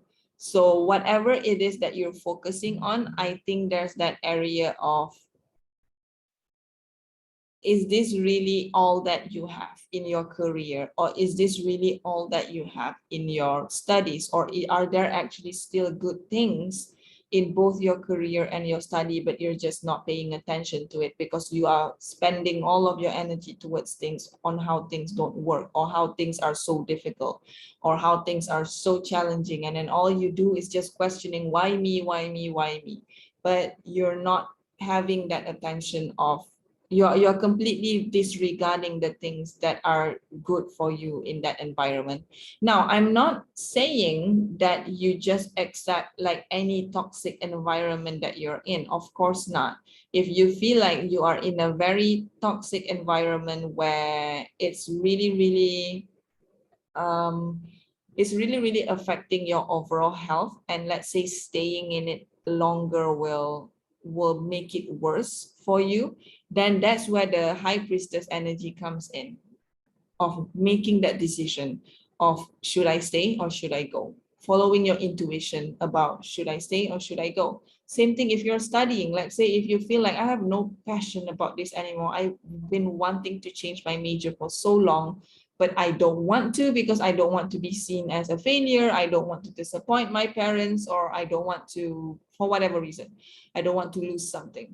And I feel like that's what you're focusing on right now. But if, let's say, you are really getting very depressed about it, or if you, let's say, it is affecting your health so much because of how unhappy it makes you feel, again, this is where the High Priestess energy comes back in, on using your intuition, listening to your higher self and spirit guides on what steps to take. And I think that also comes back to the Death card and the Saturn card being there, because this is not going to be easy. Leaving a job that pays the bill for something that is probably a bit more unpredictable, is difficult, is scary as hell. So I think there's that is the challenge. That is the Saturn energy. Like right now you are at that limitation of like, I am not feeling joy with my work right now. I am not feeling joy with what I'm studying right now. So the Saturn energy there is telling you, what are you going to do about it? I'm like, the Saturn energy is basically saying, I am not going to just pour you the blessings. You have to earn it. If you want it to be better, then ask yourself, what are you going to do about it, and do it. And if you do it enough, then I'll give you the blessing. So I feel like Saturn has that sort of tough love energy a little bit to it. And that is where the death come in as well, because if things no longer work, then in a way, that is the death that needs to happen so that a new life can come out from there. And whether or not you want to make that decision is entirely up to you, because it is your life. If you feel like you want to just continue on and stay there because it pays the bill, because it helps you pay off the loan, because it helps you pay the rent, and you feel like this is something that I can just suffer in silence, or this is just something that I can just bear on my shoulder and I just go through with it, and you're willing to make that sacrifice, then yes, go ahead, do it. It's your life. Make that decision. Follow your intuition. If you feel like that is the right choice to make, if you feel like this, whatever that you're feeling right now is just temporary, and you know that maybe in a few months' time you're going to feel a lot better about it, then listen to your intuition, listen to your higher self and spirit guide, and follow that. But just know for that few months, maybe you're going to get that Saturn energy that's going to continue to test you in more than one ways. So at the end of the day, it's entirely up to you to decide what you're going to do with your career and your studies right now. So be more intuitive. Get in touch with your higher self and your spirit guides and get guidance from them. And sometimes taking a leap of faith is very scary. But at the same time, there is that message like, do you want to continue to act out of fear? If you want to, again, that is your choice. But think about long term, will it be fulfilling? And at the end of the day, take advice from someone that you trust if you need to help you decide on what you're going to do with your life. And especially in terms of your career and or studies. So there's definitely that element, that message of just making that decision is either you change your focus on what is good about where you are in your studies and work, or making that decision to leave. Use your intuition, use the guidance that you have in your life to help you with that. So that is the career and the studies aspect that you have. So I'm going to go on to the financial aspect of your life. So for group 3, what is the financial message or advice for them? So the first card that you have is 5 of Pentacles. A lot of 5 in your reading today. Will it focus? Okay. And I'm going to get one more card just to get a little bit more information about this. Oh, there's one card that already flipped. You have 4 of Swords. Okay. I'm starting to feel like this Saturn energy is in more than one areas of your life, because I feel like it is also in your financial life. Will it focus? Hello? No, it doesn't want to focus. Oh, there you go. So that is the 4 of Swords. Okay, so 5 of Pentacles in an area about financial. It does shows, well, usually 5 of Pentacles in an area of financial does refer to loss of money.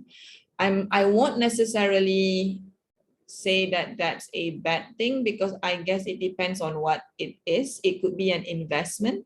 It could be like you are investing money towards something, or you are planning on getting some like spending money on something that's very expensive and that's going to make you lose a lot of money. I guess there is that area of like you are considering, should I spend this much money on something, or should I invest? Or maybe it is an area that you don't really have much choice in, like oh, my car broke down. Now I have to spend so much money to fix my car. Or maybe the pipe at your apartment bursts and you have to fix that, and that costs a lot of money. Or let's say your computer decided to die on you and you have to get it fixed, or just get a new one altogether, and that costs a lot of money. And I feel like that's where the five of pentacles comes in. And I think the Four of Swords being there, I think it is about, well, one thing is taking a rest, okay, taking a break, taking a rest, as well as pausing as well.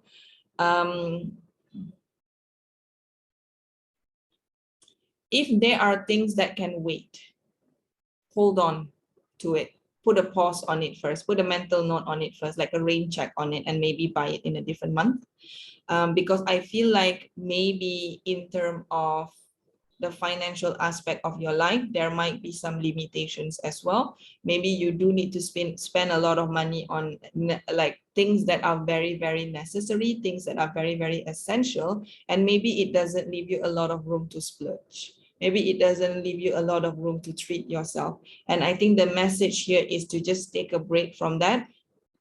We will look more into the self-care, like the self-well-being care about your reading. But I think that the message here is that when it comes to your own well-being, rather than pampering yourself by doing something expensive, maybe you just take a rest instead, and just focus your financial aspect on things that you really, really need to spend on, so you don't end up overspend and end up losing more than what you need to. So I think there is that idea of really, really evaluating what area of your life that you feel that is lacking. And especially when it comes to financial, what aspects of your life that really, really require you to spend a lot of money, especially in the month of March, and what other aspect that you can just rest on it for a bit. So I think it's about evaluating. It's about, again, looking at things from different perspectives, really weighing your options a little bit, and making sure that you don't end up spending too much money on things that can wait another month, and end up not having enough money for things that you really, really need. Like, for example, food.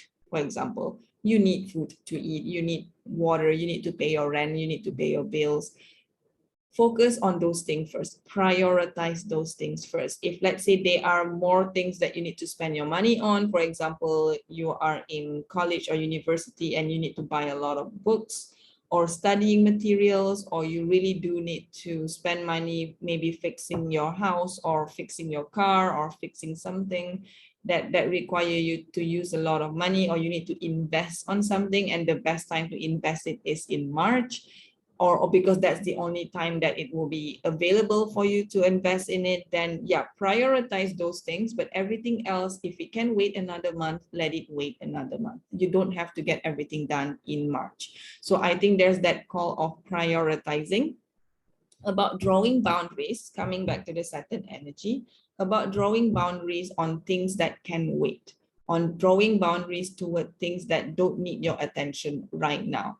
So I think just be mindful about that, so that you don't end up struggling financially in March as well. So be very, very smart about how you spend this month, okay, in this month of March.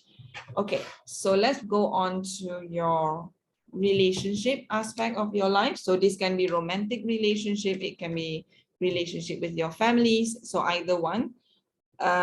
So let's see the relationship area for group 3. What message and advice will be relevant for them for the month of March 2022?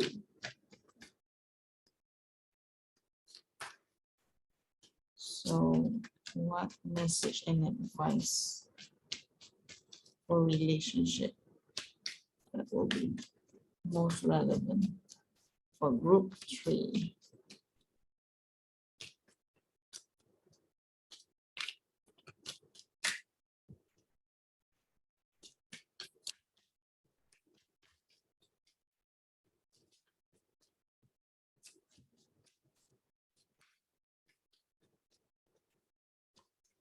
Oops, okay, that's a lot of cards.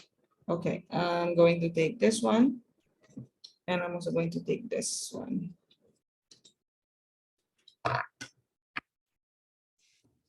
So let's see. This one is 10 of Pentacles. Good news at last. I was getting a little worried about your group 3. I was like thinking like, oh no, are they going to have like all of the tough month in March? And then you have the 7 of Pentacles. I think your relationship is going to be like the best thing in your life in March. It can be with your friends, it can be with your partner if you are in a relationship. It could be with your family, colleagues, basically anyone. Or there might be a significant relationship that you can think of. I think right now, the relationship that I think coming through the loudest is your most stable relationship.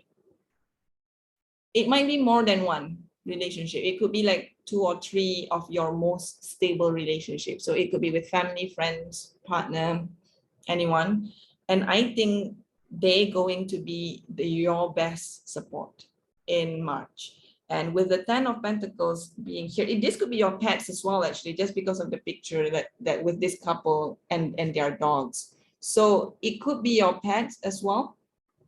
And I feel like the month of March is the month where your relationship with this few people in your life is going to flourish a lot. And I think it's going to grow in a way that will make your that particular relationship last a very long time.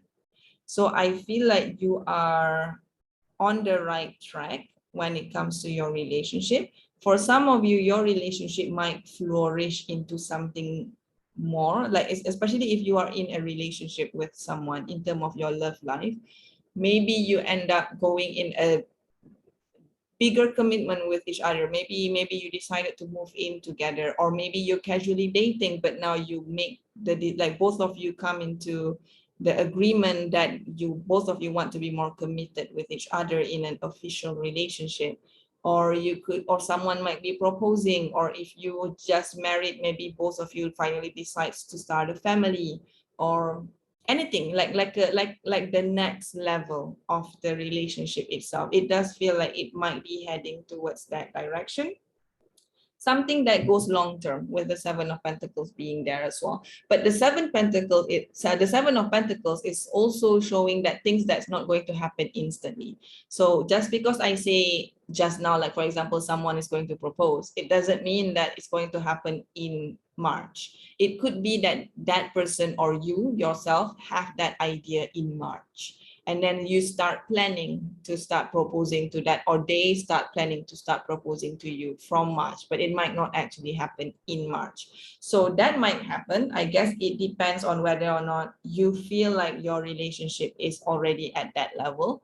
And if it's with family, then it could be that your relationship with your family is growing even stronger, or you are bonding a lot better. And then this in long terms will bring more stability in your family, will bring more love to your family, and even with your colleagues or your professional relationship that you have.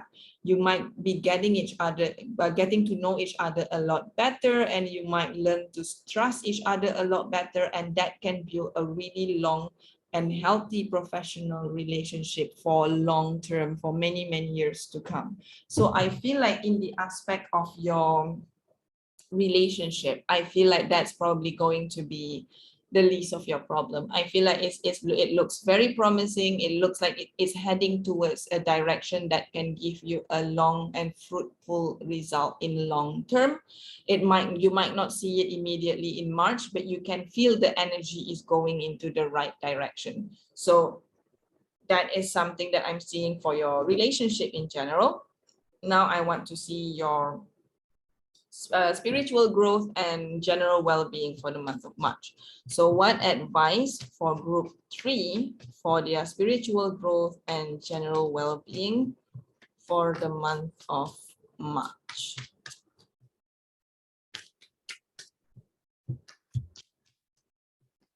What advice and messages? I'm going to take this card because it was poking out. It is the 8 of Swords.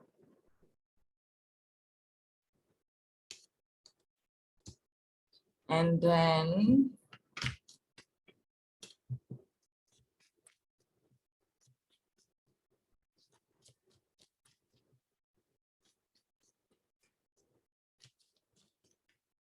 one more card.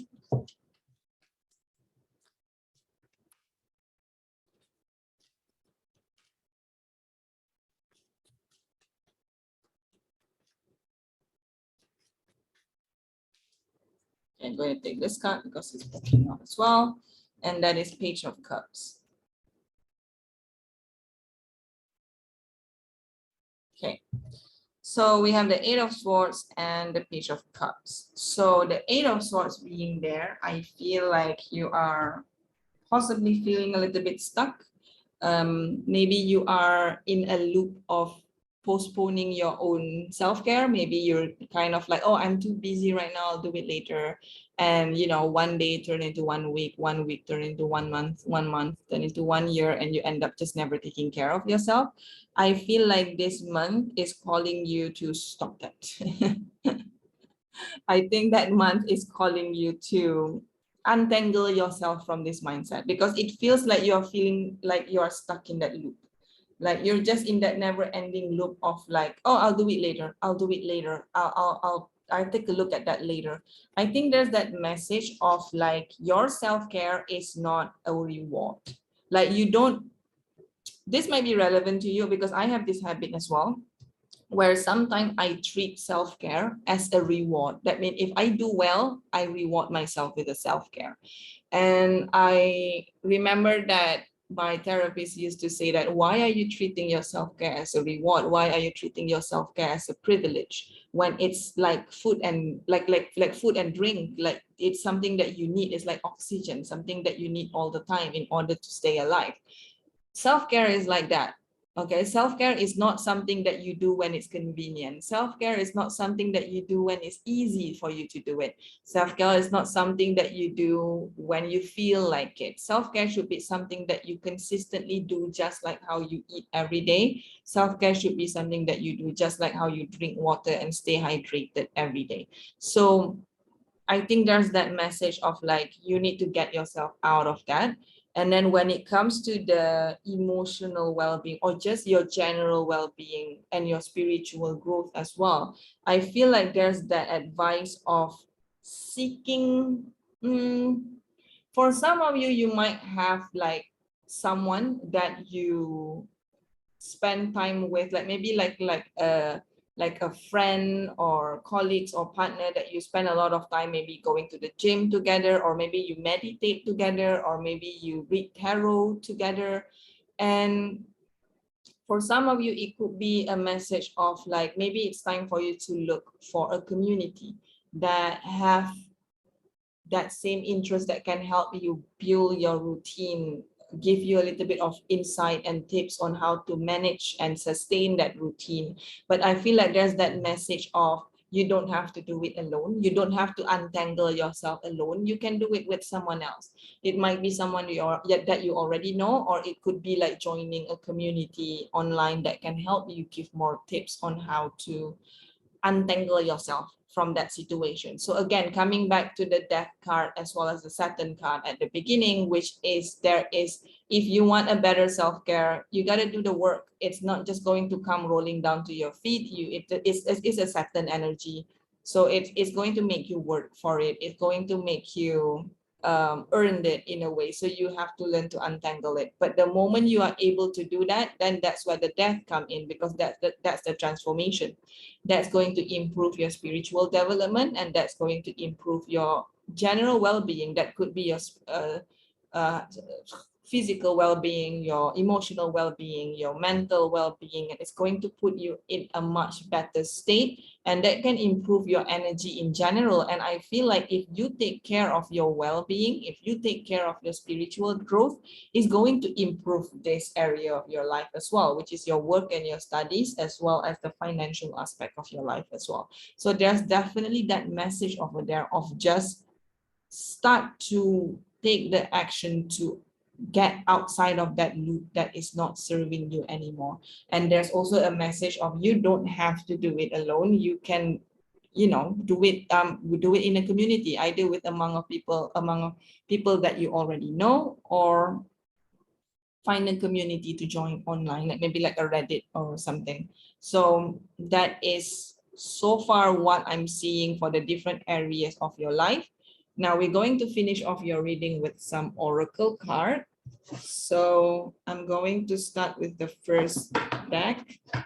It could be relevant to whatever that you hear throughout the reading, or it could be something different altogether. So you can take this message as message from your, like, additional messages or advice from your spiritual team.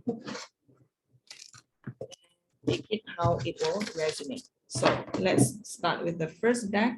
So for group 3, what other additional advice that will be beneficial? Oh, that's a lot of cards. I feel like your higher self and spirit guide have a lot of things to say, and you're probably not listening to them, and that's why they're kind of like throwing me cards. So I'm going to take 2 cards because 2 kind of like get stuck in my hand just now, so I'm going to take both of them. So the first one is precious time. The fairy of time wants you to experience every moment fully and to make the most of your precious time. Be mindful not to waste others' time either.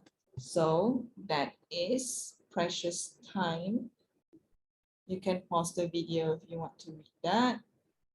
And then another one is stargazing. When you gaze at the stars, you give yourself fairy focus. Your intuition will flow more freely and reveal what you need to know about your situation. This, I think, is very relevant to your reading. Let me see if it can focus. Will it focus? No. You can pause that if you want to read that. And then this is the card. Okay, so stargazing and precious time. So I feel like the precious time is referring to all of the aspect of your life, basically. So like everything that you are experiencing right now, no matter how difficult it is something that is supposed to teach you something. It is something that you're supposed to learn from. So I think there is that message of learn from it. Allow yourself to experience it and don't resist it. Know that you are able to go through all of this. All of these things are temporary in a way that you're not going to stay in this energy for the rest of your life. I know sometimes it's very easy to think that you are, but it's not. Good things will come. All of this is part of growth. And I feel like your life will change for the better if you allow it to, if you take the necessary actions that can get you to a better headspace, and that can get you to a better energy, and it will help improve your life in general. And then for stargazing, for some of you, it might literally mean that maybe go look at the stars, because stars can help. I'm keep on thinking about this 4 of Swords card when I say keep looking at the stars, meaning this, just take a break sometimes, just look at the star. It doesn't cost you money. You don't have to pay $1,000 for that. You can just go outside and just look up, and then just look up at the sky at night and look at the stars. And I feel like it can help you be more in tune with your intuition. It can help you find peace. It can help you relax a little bit. It can calm your mind. It can help shift your focus. It can allow you to think. And that is, in a way, is a form of self-care. So do some stargazing. Listen to your intuition a lot more. That is also among the message for the stargazing. Listen to your intuition a lot more. Allow your spiritual team to help you. Let them be there for you. You don't have to do it alone. Okay, let's get another message for you from a different deck this time. So for group 3, what other additional message that will be good for them for the month of March?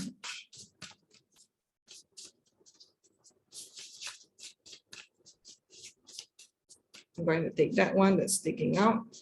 Oh, both of them wants to come out. So I'm guessing you get 2 cards. You get a lot of extra cards for the Oracle. So the first one is Princess. You can be your own knight. How relevant is that to your reading? And the second one is library. Take control of your own narrative. Exactly. I love that for you. So it's basically saying that you have the power to untangle yourself from any situation. You have the power to get through any obstacles or limitation or restriction that the Saturn energy put in your way. You have the power to transform into someone that is stronger, someone that is wiser, someone that has better energy. You have power over your own financial life. You have power over your relationship. You have power over getting yourself outside of this unhealthy loop of your spiritual growth and your general well-being. So you have the power. You are the knight of your life. You are your own knight. You are the writer of your life. Take control over your own narrative. So don't let other people dictate how you should live your life. So you should realize that you have the power to take charge of your life. And I think that is a very good message for you. Maybe this is the month for you to learn that. Maybe that is the death card. Maybe that's the transformation that you are heading into. To learn about your own power, to learn about your own strength. All right, last one. One more card for you. Well, hopefully it's just one or two, I guess, depends. And that will be the last advice for your reading. So let's see. For group 3, what is the final? Oh my, you really need to start paying attention to what your higher self and your spirit guide wants to say to you, because they have a lot to say, because this does not happen in the previous card. So,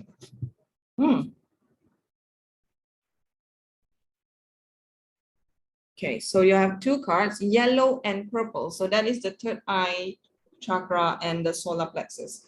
So that might be relevant for you. In the month of March, maybe it does require you to listen a lot more to your intuition with opening up your third eye chakras and also solar plexus, being a bit more confident with yourself, getting more creative as well. So you have faith.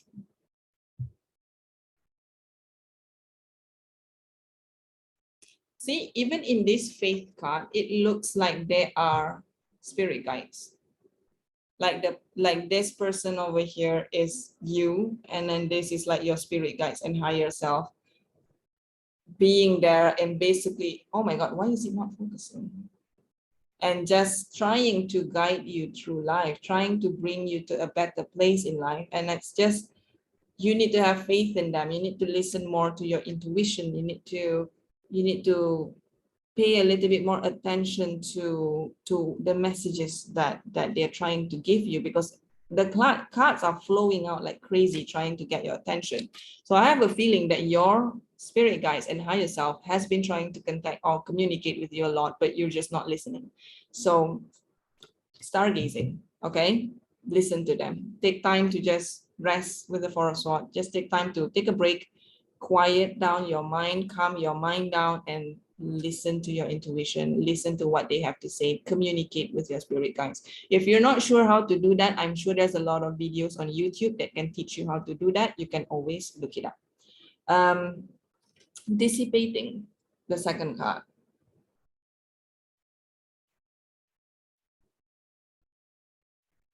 Okay, so for dissipating, just from this card, because I'm like looking at the card as well, and how this old lady over here is just looking very bored, looking at the TV like, oh, I don't really want to watch this, but it's on the TV, so I guess I have no choice but to watch it, kind of thing. So I feel like you are in that energy right now. It, to be honest, when I look at this grandma over here, it, for some reason, it reminds me of Five of Cups and Five of Pentacles. And I think that's like the biggest energy that you're in right now, as well as the Eight of Swords. So I feel like you are maybe getting a bit too comfortable in that energy. Maybe there's that advice that it's time to have a little bit more faith in getting out of that energy.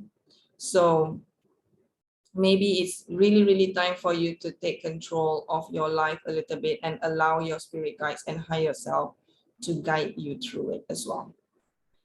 All right, group 3. This is all that I have for you. I hope some of the messages here resonate, if not most of it. And if you have additional things to add, do leave a comment on this video. I look forward to read it. If you know there's anyone that could benefit from this video, definitely share it with them. If you enjoy this reading, then do consider giving me a thumbs up. If you want to watch more videos from me, then do consider subscribing to this channel. All right, group 3, I wish you all the best. I really, really do wish you all the best for your life. And I hope to see you very, very soon. And I wish you a great week ahead. Bye, group 3.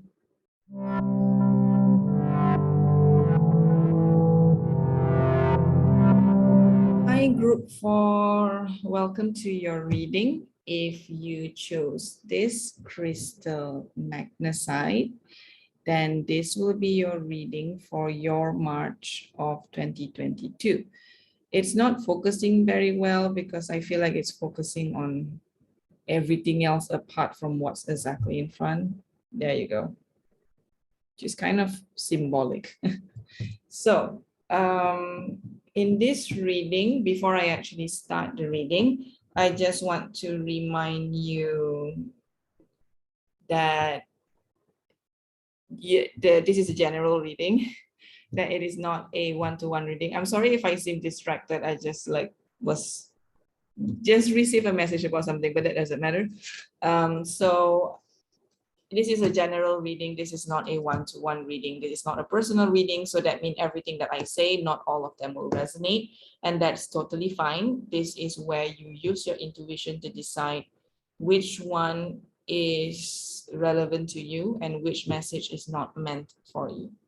So for the reading in March 2022, I will be looking at different aspects or different areas of your life that will be more like messages and advice for you in the month of March. And the message might come from your spirit guides, from your higher self, and it's not really much about prediction. There might be some predictions, but mostly it's about giving advice and messages for the month of March. So this card I pre-shuffled in advance. They are, because I am going to shuffle quite a lot of cards in front of the camera, so I just thought of just shuffling these 2 decks in advance to save time. So this will represent the general energy for your March, whereas later with the tarot deck, we will look at different areas of your life and what are the messages for those areas. So for the month of March, your first card is the Tower. And then for your second card is Neptune, or in this card, it's a Neptunus. Wait, focus. Okay.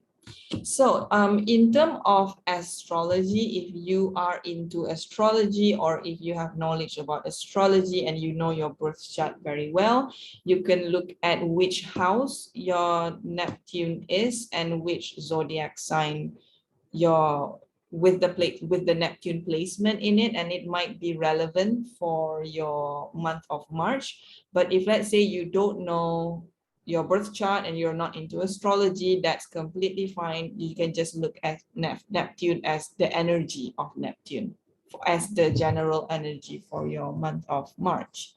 So with the Tower and the Neptune being here, I feel like March is probably going to be almost like a spiritual awakening, especially with the combination of Tower and Neptune. With the Tower energy being there, it's usually mean a transition or a change that needs to happen in your life, and usually that change is inevitable and it's difficult. So usually it happens quite a lot when you have spiritual awakening, that it might cause a lot of triggers.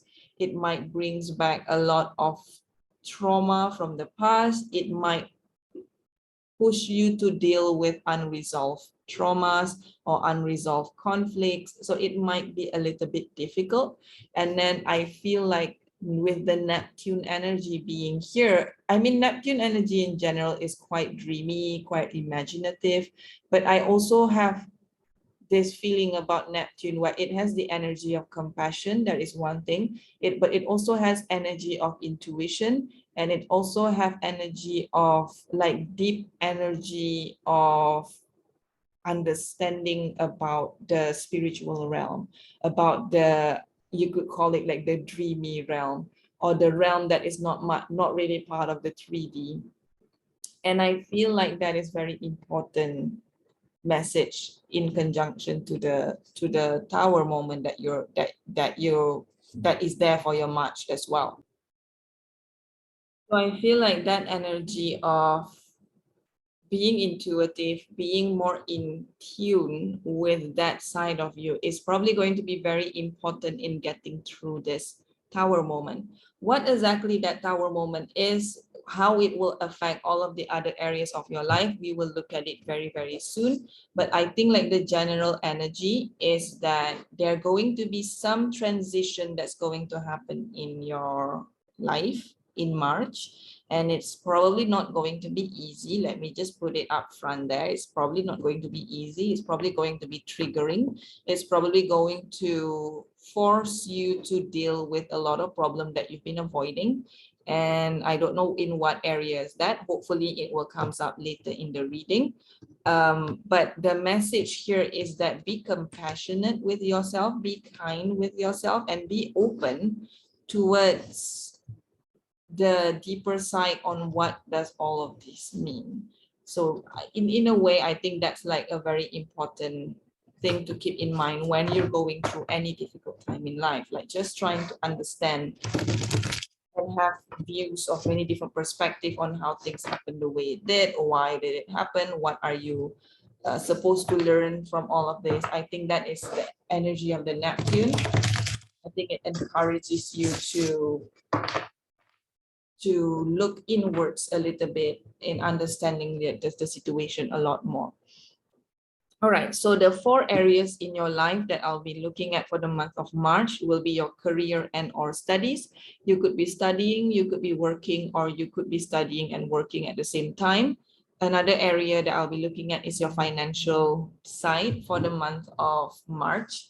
And then after that, I will be going into your relationship. So it could be your romantic relationship, or it could be just your platonic relationships. And finally, we will look at the spiritual as well as well-being aspects of your life for the month of March. So it's mainly about getting messages and advice for those particular areas. So now let's see for your month of March in the area of career and study and or studies, what message is relevant for group 4 when it comes to their career and studies? What message and advice is important for them in the month of March? So you have the King of Cups. Focus. It's very interesting because pile 1 also got King of Cups for their careers and studies. And okay, I'm going to get one more card. I'm going to get 2 cards for each of the sections so that we get a little bit more information. So can I get one more card for the career and studies area for group 4? Oops. Okay, I'm going to take this one. This one seems to be calling me out. Okay. Oh, you get the Lovers.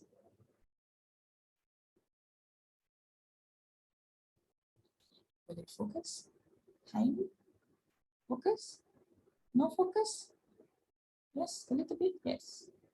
So that's the Lovers card. Okay.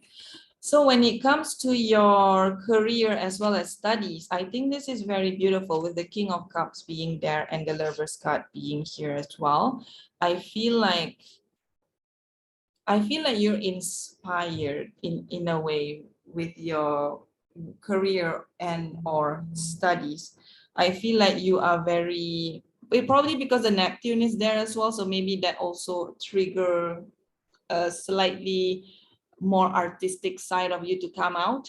And I feel like you get like some ideas or some inspiration for your maybe projects either school projects or work project, and it inspire you to take maybe like a slightly more meaningful approach or more creative approach, or an approach that's very unique to you, but at the same time really brilliant, that really show your potential. And then there's also with this Lovers card that I'm also thinking about duality. So the with the duality ideas is that I feel like maybe the environment at where you are working or where you are studying feels better for some reason for this month. Like, let's say maybe it has always been okay, but maybe this month it just feels like, oh, it's better. Or maybe it has been a bit on the rocky side, but in March it starts to feels like it's more balanced. So maybe like everyone works together better, maybe everyone communicates their thoughts and feelings and ideas a lot better, maybe everyone contribute to the environment and to the project and to the studies or work a lot better, and that makes whatever that you are doing a lot more bearable, a lot more fun to do. So I think there's that energy that your workspace is going to feel a lot more creative, going to feel a lot more balanced, going to, like, maybe you even find a newfound passion in that area of studies or in that area of your careers, and that's going to just inspire you to go into a more specific direction into that particular studies or career that you think you can really excel in. So I feel like, again, coming back to this Neptune energy over here, I feel like it allows you to be more imaginative. It allows you to be a bit more in tune with your artistic side, that you can understand the emotion, on like your emotion in particular, of how you feel about your work, how you feel about your studies a lot better. I feel like in general, it's just going to feel very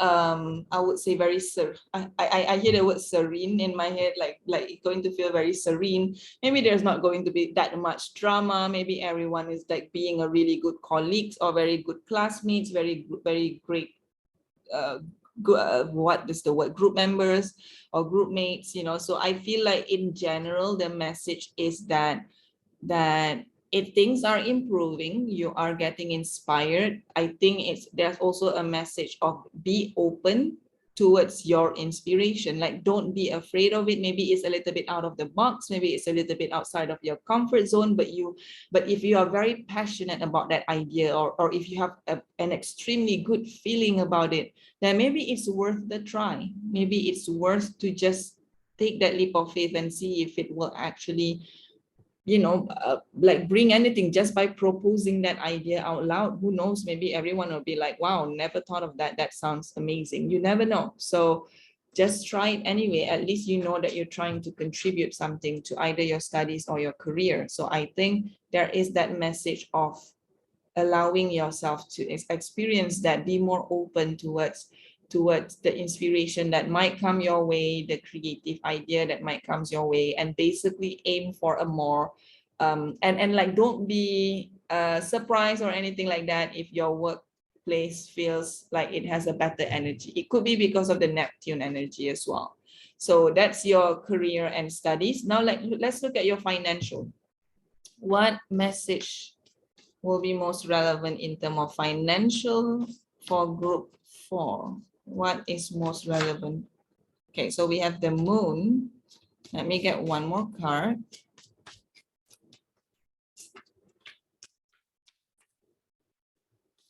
Okay, I'm going to take this because it's sticking out. So I'm going to take that one. And that is the Three of Pentacles. So you have the moon card as well as the Three of Pentacles. Okay. With the moon card being here, I feel like you've maybe in the past, maybe like a few weeks ago or a few months ago, you feel like you're not sure where is your financial life heading. Maybe you feel like sometimes it feels stable, sometimes it feels very rocky, sometimes you feel like you have enough to save for the coming month, sometimes you feel like this is all I have nothing extra for myself.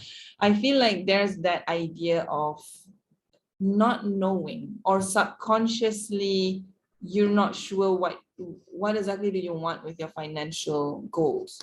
And I feel like there's that message of collaborating, or thinking of different outlets as well, or different ways on how can you expand on your financial life, or how can you have a more stable financial aspect of your life. So I'm hearing like trading, like maybe some of you are interested in trading, but you never go into it because you don't know, because you know the moon can also represent things that you don't know. So maybe like you've always been interested in trading, but you never go into it because you don't know how to trade. So maybe the idea with the Three of Pentacles being here is that maybe it's time to actually look for professional help that can help you with trading. Or maybe it will, maybe you have someone in your social circles that is very good at trading. Maybe you can get some beginners advice from them. Or maybe you can use the internet as a way to do your research and learn more about trading. Or maybe there's a side income that you want to try. Maybe you want to create like a small business that you really want to venture into, but you don't want to do it full time just yet. You just want to try it at a small scale, just as a side income, but you never know how to start it. You don't know how to market your product. You don't know how to sell your product. So maybe that is where you can consult someone that has more experience, or get a consultant to give you advice, or get advice from maybe again from your social circles that have their own business, and ask them for beginners advice, beginners tips, and maybe that can help you with your financial life. Because I feel like there is areas of your life that you, especially in your financial life, that you're not sure about. And I think there is that advice or that message to basically call you to take up the initiative to learn more about it, to either collaborate with someone to get a better result at something, or just to get a better knowledge or better understanding about it, or just get a better view on how things will work, and whether or not this is actually something that you want to venture into. Like for example, let's say you are interested in cryptocurrency and you want to see if you can build it, but you have no idea where to start. You have absolutely no knowledge about cryptocurrency and how it works, and you don't even know if it's something that you want, but it's just like you seem interested because everyone is doing it, or everyone in your social circle is doing it. Maybe the Three of Pentacles represent you getting more information about it. Maybe you ask your friends about it, or you look up online, or watch YouTube videos that talk about cryptocurrency a lot, or listen to podcasts that talk about cryptocurrency a lot. And maybe from there, once you get more insight about it, you will actually get the understanding on whether or not cryptocurrency is something that you interested in. So I think there's that element of whatever in the financial aspect that you want to venture in, but you feel like you don't know if you want it, or you're not sure if this is something that you want.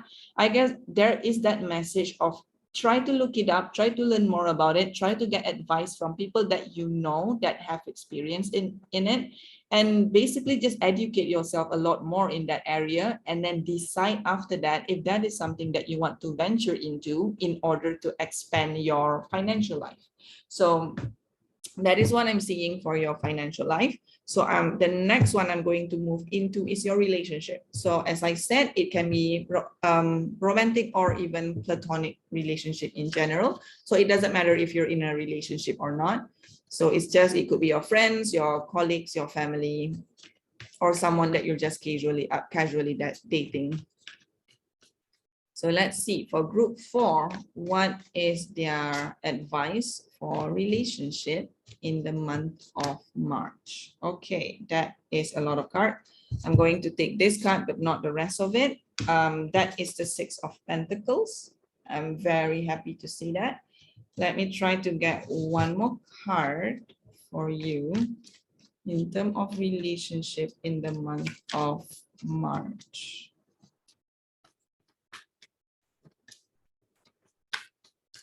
Okay, this card is sticking out, so I'm going to take that one, and that will be 8 of Wands. So I think your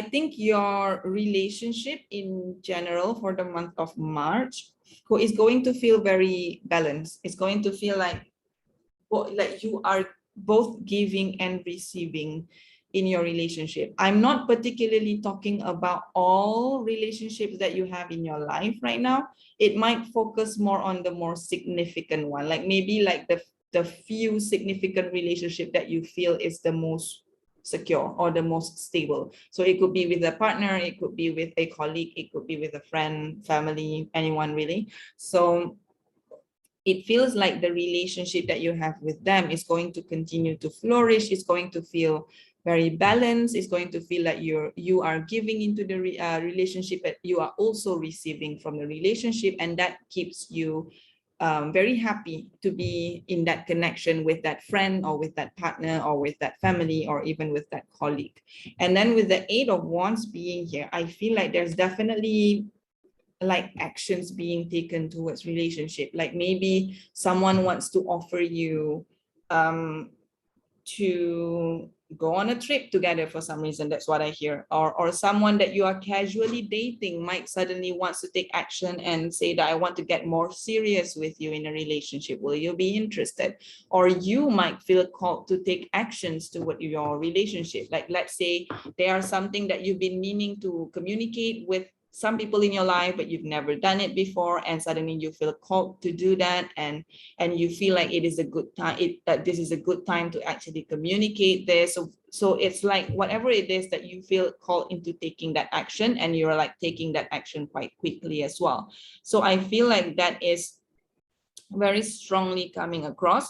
When it comes to the taking actions, like I'm not going to say that every single actions that you take, all of them is going to be going to turn out all right. It's just showing that you're taking actions towards something. It doesn't show the result of your actions. I guess that is where you go back to your intuition with the Neptune energy being here. Even if, let's say, the actions that you take turn out having a difficult turn in the relationship, that kind of like goes back into the Tower, where it's a necessary thing that happens. It might be difficult, but it's necessary to allow you to grow either together as friends or as families in that connection, or to be able to move on your own from that friendship or from that connection, in order to be able to grow as a person, in order to meet someone better, like a better friend, like the one that is more in line with your energy or with your values.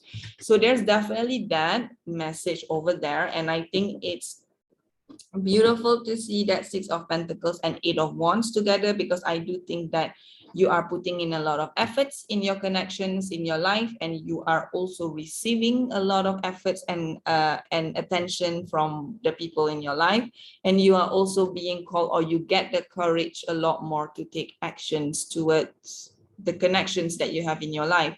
Maybe it's about things that you have, like someone did to you that you haven't been happy about for so long. Finally, you have the courage to take action towards that, to stand up for yourself. Or it could be that you have been always wanting to tell someone how you feel, but you've always been afraid of rejection. But then suddenly this month you feel like, you know what, I don't care, I'm just going to tell.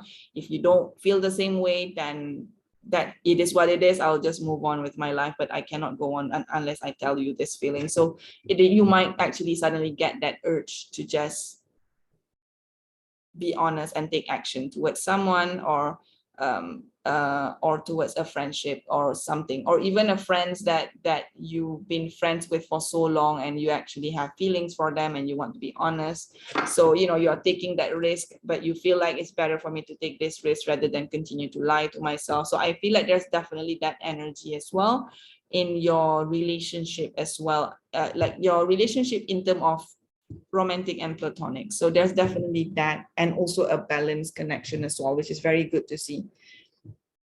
Now, the last aspect is your spiritual as well as well-being, and see how that grows. So let's see for group 4, how will their spiritual development be, and how is their general well-being? That could be mental, spiritual, emotional. And what message and advice is relevant for them to keep in mind for March? So let's see. I don't know why I keep my hand away from the camera like that just now. I think because oh, okay. So there's that Four of Cups. And then let's see if I can get one more card.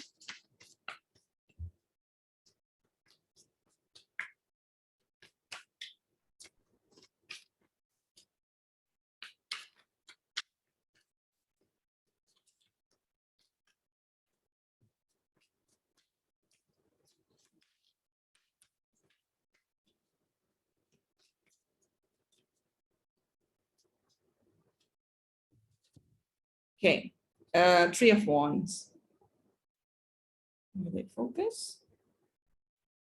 Hello? Okay, so that's the Three of Wands. All right, so with the Three of Wands and the Four of Cups being here, I feel like in terms of your spirituality, especially, I feel like the Four of Cups is calling me into the Tower card over there. It feels like, okay, maybe in the past, you are only very specific about the area of life on, like, especially in terms of spirituality, on how you want things to be in your spirituality growth. So you can see in this picture, if it focuses, you can see that there's cups, like how that female, that woman in that picture is closing her eyes, and there's like all of these cups around her that's being offered to her, but she looks bored. She is not taking any of the cups that's being offered to her.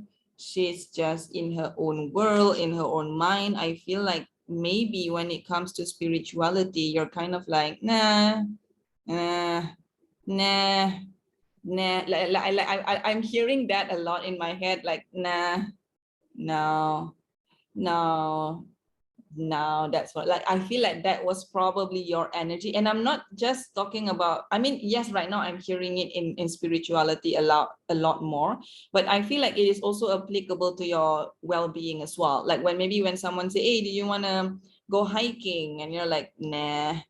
And they're kind of like, hey, why don't you start journaling? It'll be good for you. And you'll be like, nah. So like, no matter what people suggested to you, and then you always have that, nah. Like maybe you want to see a therapist, like, no, I don't think so. Like, I feel like there's that energy, like that comes in very strongly. Like when I'm just seeing this Four of Cards, all I'm hearing is just like that nah sound, which after a while, it does feels kind of annoying. So I feel like that's where the Tower moment comes in. I feel like I feel like it's your spirit guides and higher self that kind of like, no more saying nah, like now it's time for you to actually do something about it. And this is where the Three of Wands comes in, because the Three of Wands is like seeing things from different perspective. It's like being able to see things from different perspective. So I feel like with this Tower moment that you're going through, like it might be very difficult, it might be just a little inconvenient, it really depends, but usually it could be something that quite triggering, or something that will force you to deal with whatever things that you've been procrastinating from when it comes to taking care of yourself. And maybe that will give you that will put things into perspective for you. Maybe it will actually get you to think about why am I behaving this way? And then maybe it will still, like, it will start to make sense, like, okay, yeah, I've been avoiding this, or this is my trauma response, that's why I've been just saying no to everything. Like maybe there's a reason to it. I feel like in the month of March, maybe it's time to get out of that Four of Cups energy. And when I say get out of that Four of Cups energy, it means open your eyes to what is there in front of you that is good for you. Like that woman in this picture that have her eyes closed, time to open that eyes and see that all of the cups, that generous cups that is being offered, that is right in front of you. So maybe you live in an area that have a very beautiful view if you go take a walk. Maybe you live in an area that is very accessible to have a healthy lifestyle. Maybe it's all there, but you're just not seeing it because you have been keeping your eyes closed from all of it all this time. So maybe it's about getting that perspective of knowing that, wow, all of these blessings has been in my life all this time, but I was just saying nah all this time. So I think it's about opening that eyes and seeing things from a different perspective and knowing what you, like all of this abundance around you, all of these blessings that has always been there in your life, that you just has been closing your eyes from them all this time.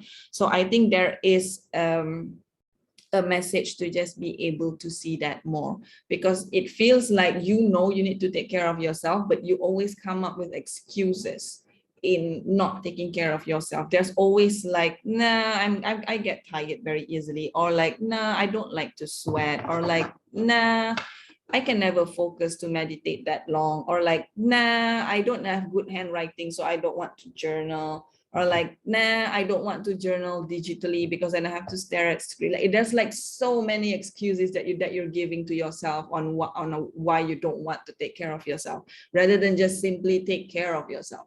And I feel like maybe your spiritual, and I think it's not just your spiritual team. I think like it's people in your life that has been advising you as well, that has been so annoyed that with you and your excuses. And I think it's time to stop. And I think that's why the tower moment is coming, because it's time to stop making excuses and start taking actions.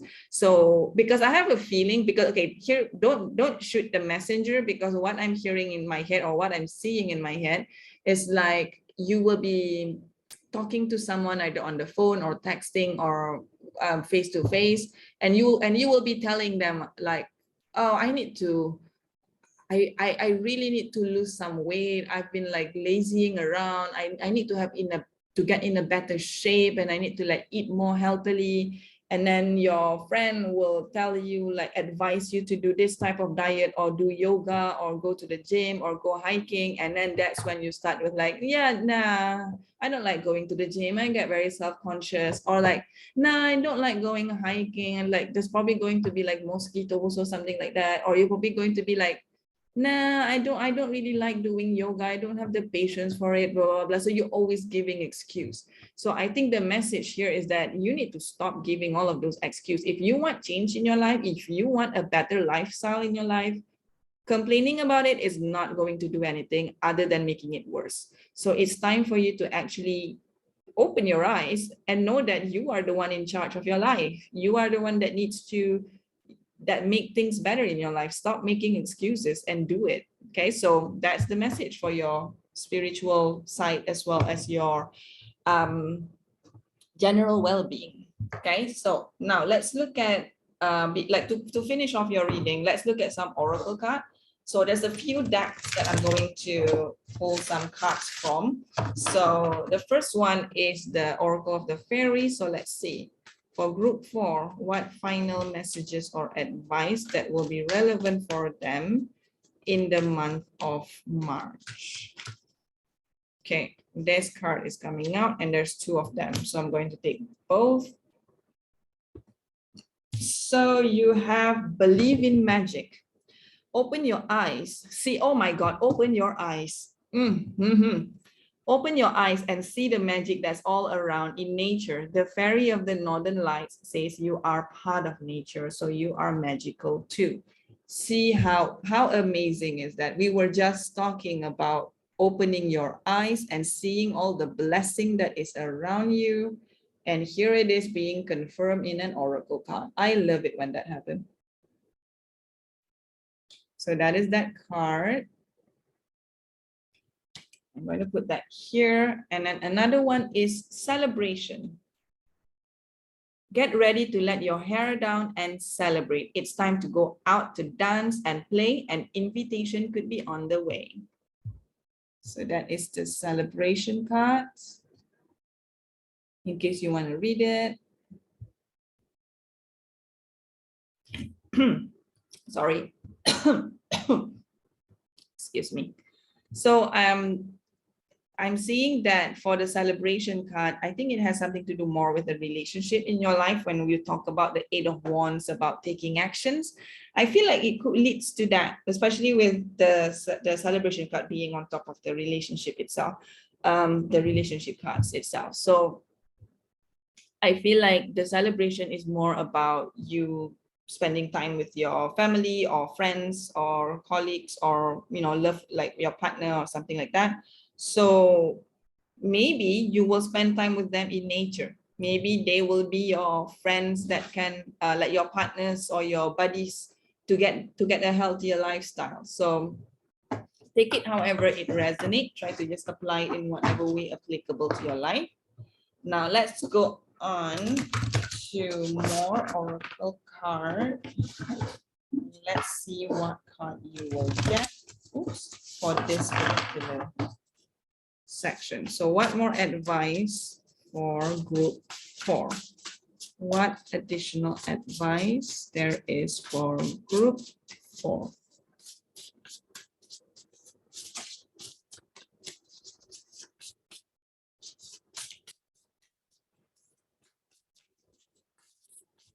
What additional, oops, okay. I'm going to take this.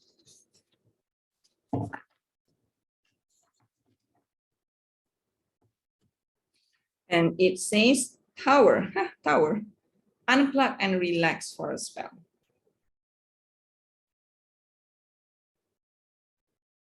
And it's interesting how the person in the picture is doing yoga, and then there's like crystal at the side, and then there's like all of the other goody things like tea, like all of the things for self-care.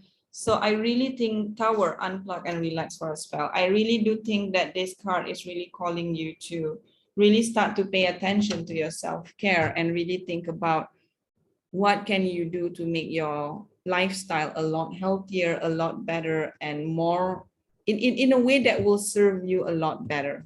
Okay, so I think that's pretty straightforward. Now we're going to finish off with one more oracle card, or from one more deck. It might comes out with just one card, it might comes out with 2 cards. I guess we will see. So for group 4, what's final advice will be relevant for them for the month of March? Oops, okay. So we have this, which is isolation. So the blue color is referring to the throat chakra. So that might be the chakra that needs most balancing in the month of March. I just thought of pointing it out. So with isolation, I don't think it means that you remove yourself from society or anything like that. But I do think that it means that you need to remember to take time for yourself. I do feel like it's kind of like advising you to be comfortable with your own thoughts and know that if there are things in your life that needs to get better, especially for areas of your life that only you have the answer. No one else in your life have the answer for that, excuse me. So that like no one else in your life have answers to that. Only you have the answers to that. Maybe it's time to like meditate and figure out really what you need in your life, what areas in your life in that really needs improving, that no one else can tell you what it is except you. So maybe what this isolation means, which is to take time to be by yourself, to just figure out about what areas in your life needs to be better, what areas in your life needs improving. So that is basically what I'm saying with the isolation card itself. But it doesn't mean that you isolate yourself from society completely. I think it just means that you need to be able to take time for yourself, especially if you're the type that you feel so lonely to be alone, like you can't be for 5 minutes just by yourself. You can't stand the idea. I think there's the advice of to try it, to give it a go, to get comfortable, excuse me, with, ignore that sound, to get comfortable with that sound. What that sound, I'm so sorry, I got distracted.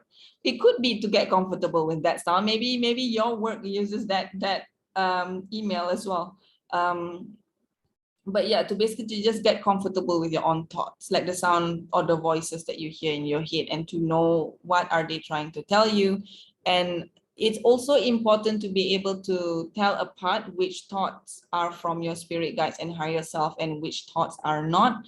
And that could be something that you need to learn to do. And in order to learn to do that, you need to do it by yourself. You need to do it in isolation. So this is, I think, what this isolation card is showing, because you can see that the picture here is of a very fancy looking suits. So I don't think it's like a bad kind of isolation. I think it's in an isolation so that you can find a better energy of yourself, so you can be a better version of yourself. So group 4, that is all that I have for you for the month of March. I hope some of the message in this reading resonate, if not most of it. If you have anything additional to say, do leave down in the comment. I would love to read it. If you think there's someone else that will benefit from this reading, then definitely share this video with them. If you like this video, consider giving it a thumbs up. If you want to see more video from me, then do consider subscribing. So group 4, thank you so much for watching. I wish you all the best in your life. I wish you a great week ahead, and I hope to see you again very soon. Bye, group 4.